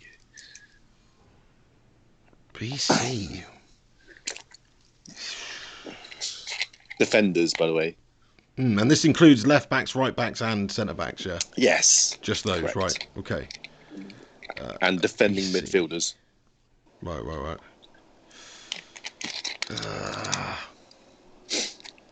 I'll have to time you out, mate. Henry. Was it Any BC? Yeah. Right, I'm going to go with Christensen, but I don't know his first name. Chelsea defender, is he still there? Do you not get the concept of this game? Yeah. I don't. I'm like, okay, Ben Christensen. No. Ben least Chilwell. I- You're always half Oh, right. Ben You're- Chilwell. Ben yeah. Chilwell. I had the first name right. Yeah. I was almost there, mate. I was almost there. Yeah. This All is right. tough, yeah. This is feeling Pig. very tough today. My It's brain's just very not working. difficult. It's very difficult, though. It is. I find it difficult. You know, Yeah. maybe Yeah. just everybody that's listening that loves the Pig of the You Head. can stop show, speaking now, maybe- Henry. We're trying to do the Maybe quiz. me and the Pig don't know shit about football. We never listen Yeah. to this anymore because we don't know shit, do we? Yeah. So, JE. J.E. Johnny Evans. Shit, I had that one as well. I had that one. It's an easy Come one. on. Yeah. Okay, next one is PJ. PJ.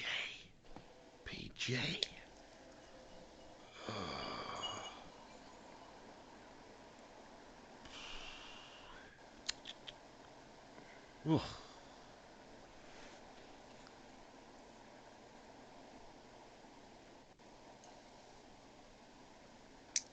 I'll have to time you out, Oh. Pig. Yeah, I'm out. PJ, Henry. Yeah.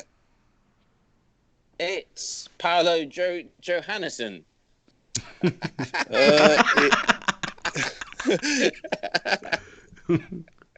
Phil Jones.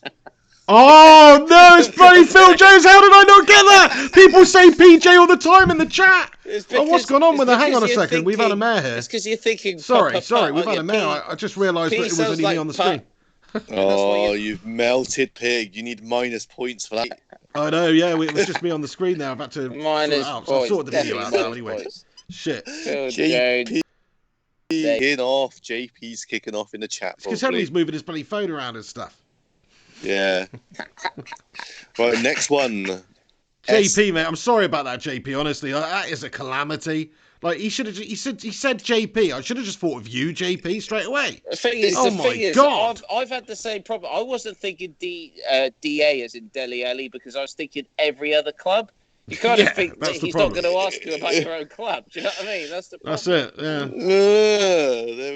Yeah. I'm full of surprises, mate. Right. SA, Pig. SA. I can hear some Mandarin in the background. What's that? There's probably someone just kicking off on their balcony, mate, just telling me to shut up. But fuck them. Yeah.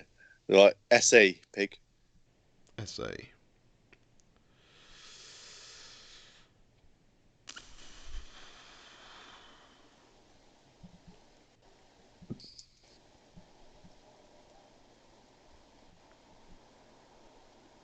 Oh, it's so freaking difficult just to think on the spot. It's a nightmare.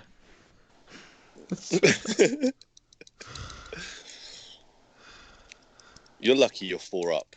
4-1 up. I know I am. Pass. Henry? SA defender. It's tricky. SA. Don't know, mate. Go on. Tell me. Serge Aurier. Oh, Henry Hotspur, sir. Henry I don't know. I Hotspur. just find it so tricky. I do find it tricky. It is tricky. It's easy out all these people out in the chat saying we don't know shite. If you were on the spot here, you'd find it a lot more tricky, I tell you. Yeah, but they're on the spot as well, surely.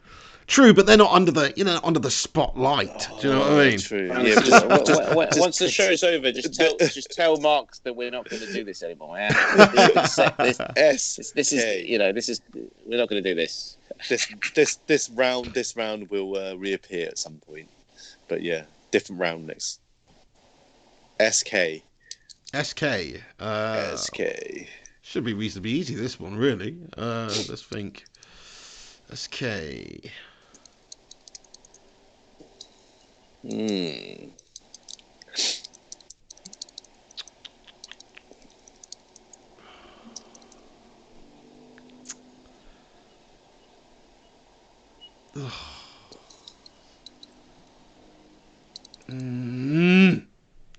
This is horrible. Timing you out, mate.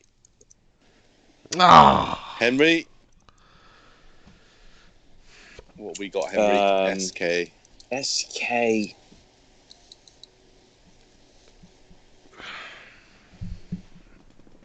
Kante. What's his first name? Fucking hell, Henry. He's a midfielder, Henry. His name's N'Golo Kante, and he's a midfielder. It's defensive midfielder. N'Golo Kante. No. At least he had a K surname, did he not? Do you know what I mean? I'm trying. I still don't think you're getting the whole the concept of this round. Yeah, right. Sead Kolasinac. Arsenal. Sead Kolasinac. Yeah. Kolasinac. I think this section's too difficult. I do think it's very tricky, honestly. No, that was tricky. Yeah, that was a tricky one, actually. TM. A few more left. TM. It feels good though when you get one. You're like, yeah. I bet I know it does, mate. Obviously, you've not had that feeling for a while, Henry, since Firmino. No, I didn't get Firmino, mate. I ain't got nothing tonight. Oh, didn't you? No, you got one. But the last I got was Wilfred Zaha. Zaha, yeah. You should have got Firmino. Come on. Should have done. And Dele Alli. It's really hard to think with you guys just having a full-blown conversation the whole time when I'm supposed to be thinking, by the way. That's all right. Crikey. You can do more than one thing. I ain't a woman, mate. I can't multitask. It gives you more thinking time. TM. 5 seconds, Pig. Toel Matip. I just enjoy you guys making up these imaginary footballers. I've had a mare. I've had a mare. Henry, over to you, mate. TM. Yes.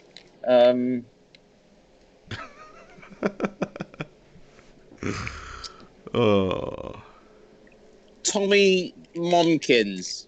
No. No idea, mate. You just come up with the most lewd names. No, it's Tyrone Mings. No idea. Oh, God, Tyrone Mings. I tell you what, this section's almost just too hard for us because we're just going to be shit every single time. I think you should change it to you give us either the first name or the last name, and we come up with a full name. So you're telling me if I gave you Troy, you're not going to get Deeney then? It's like we can't do that. But then we get more success, don't we? We get no, we can't do that. And I give you Riyadh, and then it's going to be like you'll be. We can't do that. Yeah. Plus, what if you just say, "Oh yeah, John"? Right, last one. We'll move on to lightning round. Last one. LD.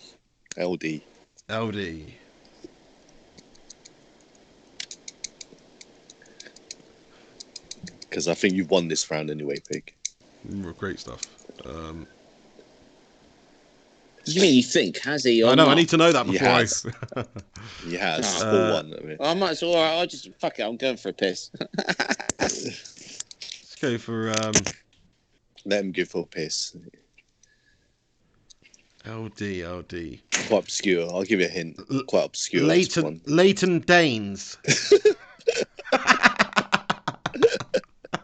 Lewis Dunk, mate. Oh, okay, good one. Yeah, that was a more obscure one. Yeah, very difficult. I mean, how many did I get right there? Only one. Yeah, but you got three. You got three of Henry's. I told you the attackers were easier. Too bad for me, anyway. Not yeah, bad.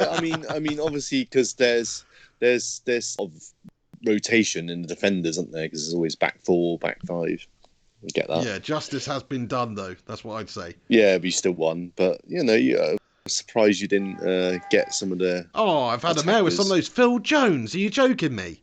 What's that all about? I should have got that PJ. automatically, you know. Do you know what? I went through every single United defender in my head. I was thinking AT, Axel Twantebe. I was thinking HM, Harry Maguire.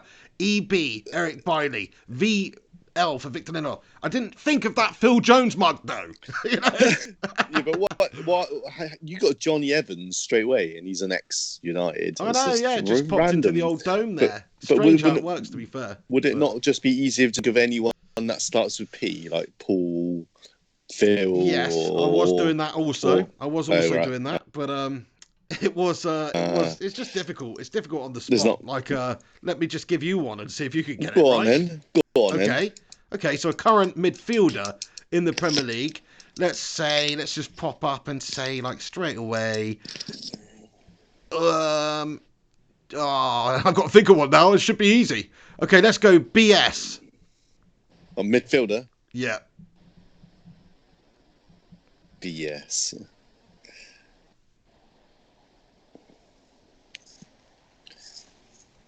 What's going on? Why are you questioning Ben's I'm questioning the sin now. I'm questioning the sin, man. He's giving a midfielder though, so that's a bit unfair. Just different from the defenders and different from the attackers. You got your own one here. BS. That's actually bullshit, just trying to prove how different. That's right. Yeah. It is. You mean? BS. And so far, I'm proving it pretty well, as he frantically Googles right now. No, I passed, mate. Bernardo Silva. Henry got it. Yeah, Henry got it. Yeah, of course I did, because I'm. You see, there you go. There you go, the Cinnamon. Point proven. Melter. Right. Tiebreaker. That felt good. Made it all worth it. Right there. Absolutely love that. Lightning round. Love that. Lightning round. Right. Mark, you look like a melter there, mate. You made the Cinnamon look like a melter in that moment. Well done, King. BS. That was BS, that question. I know, yeah. Difficult, eh? Right. Okay. Lightning round. Test the buzzers. So we're at a tie-break situation here, are we? Yeah, it is a genuine tie-break. It's all on the line, Hotspur. Give me the buzzers. Oink, oink. Hey, listen in. First question. Where does Juventus play their home games? Henry. San Siro? No, incorrect. Pig. Shit.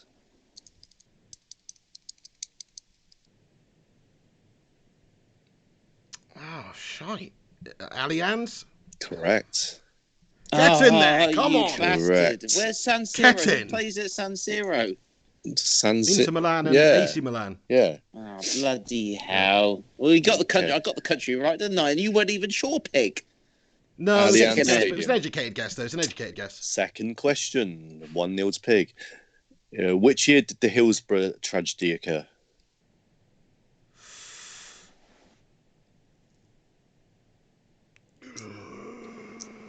Oink, oink. Pig.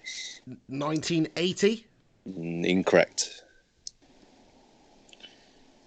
1989. Yes. Ah. I was way off then, yeah. Fair play. Yeah, Good guess, Henry. Nice one, 'Cause Henry. that's what it was. Yeah, nice one.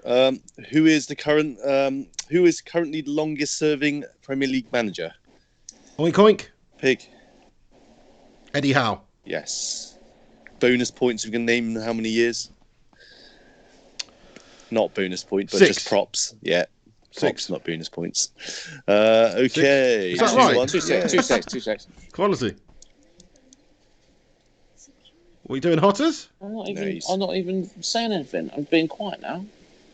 He's got Mrs. Aggro. He's getting told off. No, honestly, but basically, guys, lads and lasses out there, do you know what I mean? That Mandarin voice that you heard shouting earlier is obviously, I basically fucking ignored that prick, right? And then he's obviously He's had too many beers tonight. He's obviously contacted the security or some shit. Oh, right. Knocked on my door. My missus has just told me that we've had some prick complaining. Oh, right. I thought you were talking about your missus when you said... Have I been loud? How loud have I been? Do you know what I mean? Yeah, maybe a bit Henry, loud. you have had a bit to drink. I think you've struggled to control your volume at times. I think you've been shouting out prick and stuff like that a bit. Mrs. Aggro, that is. I just feel sorry for your neighbours. Like, what time is it there in China, mate? Don't know, mate. I actually feel bad for your neighbours now. Like, it's not really some prick. It's like you're out on the balcony shouting expletives till gone 3 a.m. in the morning or whatever. Like, no. I'd get pissed off too. It's not that late. It's not that late. But figures, don't they realise the Pig of the Hen show's on the go? You know what I mean? You get your priorities right. I fear for you, your missus. Coming to get you. Right, okay. Oh, fuck it. We'll crack on with this. Next question. What's the score? 2-1 to you. Right, nice. Okay. So, listen in. What's the title of Glenn Hoddle and Chris Waddle's 80 hit song? Diamond Lights.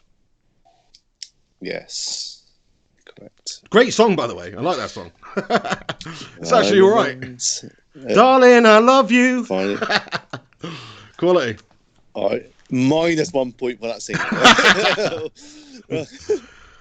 Right. Okay. Next question. Name 3 players that played both for Spurs and Man United. Oink oink. VAR decision. Gungshi, Henry, or the pig with the first buzz. It's close. I thought I was just in there, but it's Gungshi. That's what I thought. Gungers. That's what I thought. G-Wolf says pig, but let's see what Mr. Gungers says. What's Gunner saying? Mr. Hughes. Oh, Mr. Hughes. We're going to have to avoid this question because where I was looking at the comments to see what people said, some absolute melters of the moment have got the bloody answers in there. So.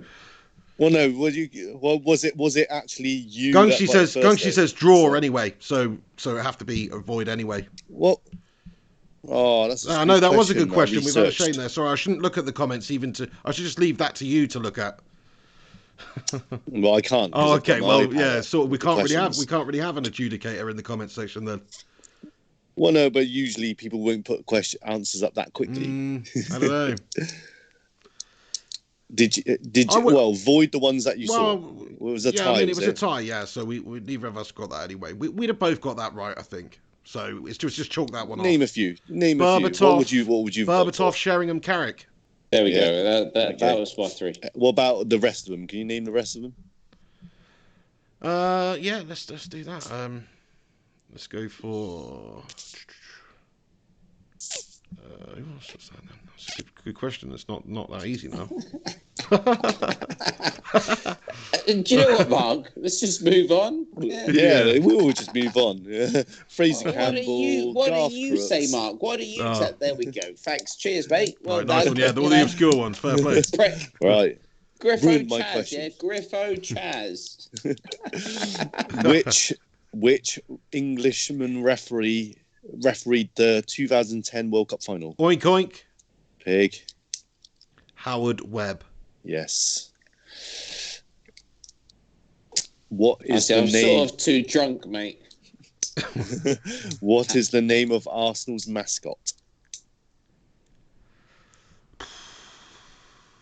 I wouldn't dare to know. Well, you should know. You see him all the time. I wouldn't dare to know. I wouldn't want to know. I wouldn't want to admit that I knew, even if I did, and I don't. I'd rather lose the fucking quiz to tell you what your mascot's I remember name now. is. I remember who it is now. You're out, Hen? Buzz in then, pig. Buzz in. Oink oink. Oink oink. The Gunnosaurus Rex. The Gunnosaurus is correct. Spot on. Okay, 2 more questions. Who is I've Liverpool's lost already, haven't all-time- I? Yeah, you have. But who is Liverpool's all-time top goal scorer? Henry. That's some Kenny Dalglish. No. Oink oink, I'll go Ian Rush. Yes. Yes, correct. Final question. What animal is on Huddersfield Town's badge? Oink oink. Pig? A horse. No, it's not a horse. I said that so like confidently. I have a guess, Henry. Is it a pony? No. It's actually a dog. They're called the terriers, aren't they? There's a little. Yeah, they're called the terriers. Yeah, they're called the terriers, aren't they? So that makes sense. I think I've been thrown. I'll be honest with you guys. No excuses, but I've been thrown off this quiz because I've had like local complaints of my noise. You had your missus kicking your ass. Literally, you know what I mean? Like you're expecting me to be able to concentrate on the lightning round. It's literally like, you know what I mean? Come on. No, I don't blame them though, mate. To be fair, like you're not only are you loud, you're also obscene. Like I would have made the call too. I just heard some random Chinese person just ranting in the background. I thought, oh yeah, no, that was balcony to balcony. Yeah, it was a balcony. Oh, that was balcony to balcony. Someone was telling you to shut the F up. Was shouting. He was shouting. I mean, if I could speak Chinese back, I'd be saying, look, mate. You know what I mean? Our local area is pretty much coronavirus free. Just shut the hell up. We're all safe and sound. Let's just embrace the fact that we can all make noise. Shut the hell up. That's what I would have said. Henry Hotspur, mate. Fair play. Well, we'll have to keep it down a little bit next time. Your neighbours, it's not 7 p.m. there, is it? It's not 7 p.m. What time is it? What time is it where you are? Pete? It's 5:15 p.m. So I don't know what time it is there, but it's late. It's 8 hours difference. So I think that's what 1 o'clock in the morning or some shit. Yeah, fair enough. They're 1 o'clock. Yeah. Nice. Hey, while you're on the phone, Cinnamon, Gungshi just sent in another donation and said, apologies to the pig, the hen, and the Cinnamon. I had a double daymare as VAR. Kept getting phone calls. Buy yourself some beers on me. You bloody legend, Gungers. Thank you so much. No, to be fair on that one, it didn't really work out anyway, because having had to look at the chat, I then saw the answers. So it's a bit of a flawed system we got going there. I think the VAR, in all honesty, it should just actually be the Cinnamon. He needs to decide on the spot. If he's wrong, he's wrong. What we do, Pig, what we do, Mark, is you need to have gun sheet and direct, like private communication with the Cinnamon. That would work then, wouldn't it? So that's right, that would work. Like a direct link whilst we're doing a separate device. Or I could just look at the chat at some point somehow. Yeah, cool. On a different device. No worries, mate. No worries. That was awesome. Hey, Mark, thank you so much for that. So just to clarify, are you going to announce me as the winner for this week's quiz? You are the winner today, but it was a bit of a hollow victory, wasn't it? It was. It was like I was playing against an actual, I don't know, like somebody who's a little bit mentally frail or something, to be fair. Yeah, I mean, you could have played against someone who's out on a Saturday night who's had about 20 pints. You know? I know. Well, it is kind of like that. I do like to have a drink tonight. We got to the latter part of the Pig and the Hen show. He started to make up his own. I basically just won a quiz against Paul Gascoigne there. Like it's not exactly anything to write home about. Mate, did you know I met Paul Gascoigne? Right? Go on. Paul Gascoigne lives, or I think he still lives in our local area. When I was living in the Poole and Bournemouth area, okay, I delivered a Chinese to him. Yeah. Go round, I see him, I give him his like stir-fried, chili-fried, sweet and sour squid, whatever the hell it was, right? I can't really remember. Why would you remember that, mate? He had a squid dish, okay? I just remember that he ordered squid and something else, okay? But, I tell him, I say, look, you're Paul Gascoigne, and I love you because I'm a Tottenham Hotspur fan. Fair play to you. And he was drunk out of his tits, more drunk than I am right now. Yeah, hugged me. We embraced. We fully embraced. And then he gave me 50 quid, and I thought, you're a legend, mate. Absolute legend, mate. And that was it. That was basically it. You know what I mean? He said, well done, lad. You support a good team there, and that was basically it. I don't want to pester him any more than that. Do you know what I mean? That was Let a him good get on. experience. Get on with his squid. Exactly, yeah. Exactly. Right. Can't have the Well, that squid pig's is too all- much for him. Visuals on again. But I'll let you guys wrap up. It's been a long show. Can you hear the pig? I can't hear him. I can't know. The pig may even be live right now. Who knows? It could just be me and you. I just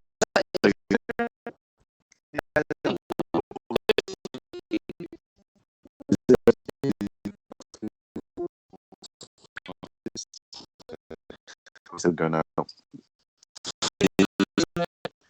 Another device that can just prove that we are live right now. Comments coming through, etc., etc. I can look on my iPad, but Well, there might be worth doing. I could go for it. The responsibility would lie with me. Oh, he's back. He's back. I mean, we were kind of trying to work out, Pig, what the hell we were going to do without you there, mate. Yeah, we were can't hear him. Worried. Can't hear him. Can you hear him? We can't hear him. Interesting. This is interesting. So we cannot hear him, which means that the hen takes the responsibility for the Pig and the Hen show right now, despite the fact that I am several beers in. He can hear me. He's saying bye. He's accepted the fact. Can you give him the fingers up? We're just going to have to close up show right now. You know, you can see me right now. Middle finger, double finger. Do you know what that means? Do you know where this stems from, Mark? Do you know what this comes from? Well, these fingers enough, right here. I actually do. It came from when the English, they were fighting the French, weren't they? Yes. And they would hide behind the barracks, and they would show an act of defiance by sticking their fingers up. That you missed me. That's you what missed I believe it. You're missing an important point. You're half right, Mark. But what it is it's showing the French that you've got them fingers still left, because what the French did when they're fighting the English back in the day, the English longbow men, they cut off those fingers. They chop them fingers off. Yeah. But you're showing the French, fuck you, I've still got my fingers, so I can still shoot you, you bastards. The bows. Yeah. Simple as that. That is exactly. it. I knew so that. There we go. So it's the middle finger for the pig, it's the longbowman finger for the pig, and it's that for the pig as well. I've been the hen, book, and you've been the pig. Can't hear him, but is he actually trying to wrap the show up? Whatever. I mean, we got no choice because nobody can hear us right now. Don't know what's happened. He's tripped and very interesting. Pig, give us a thumbs up. Go. Give us a thumbs up if you want me to knock out another quiz for tomorrow, or not. Or I'll try and do something. I guess so. Do something. Hopefully, I won't get in trouble with my local security right here. Yeah. Okay. Are we cutting the show now? Wrap the show up. Yeah. Wrap the show up. There we go. Thank you for everyone that's tuned in. Thank you for all your comments, all your likes. If you've disliked, well, that was your choice, but fair play to you too. At least you listened and decided to dislike. And stay tuned. It's going to be Pig and the Hen tomorrow for our normal Wednesday schedule. Stay tuned. Thank you to Mark Sin for the quiz. And thank you to the pig that is muffled right now. And we'll see you soon. Let's put the music on, Pig. Let's put the music on. Love you guys. See you later. Is he saying, you think he's saying read the chat? Hold on a second. Read the chat? Nah, don't worry. Can't read the chat. We cannot read the chat. Is he doing this on purpose? He's doing this on purpose, isn't he? He's looking for attention or something. You actually could say he's smiling. Kill it. I mean, I've already killed it, Pig. I've already said. Done the outro. Big up all the his Patreons. That's what he usually does. So all the Patreons, all the classics, the legends out there, the Gunshies, the Mark Brushes, and I'm getting shushed again. Pig and the Hen show. Pig and the Hen show. Yeah, all the absolute legends out there. Love you guys. Stay tuned. Bye, guys. His missus kicking out.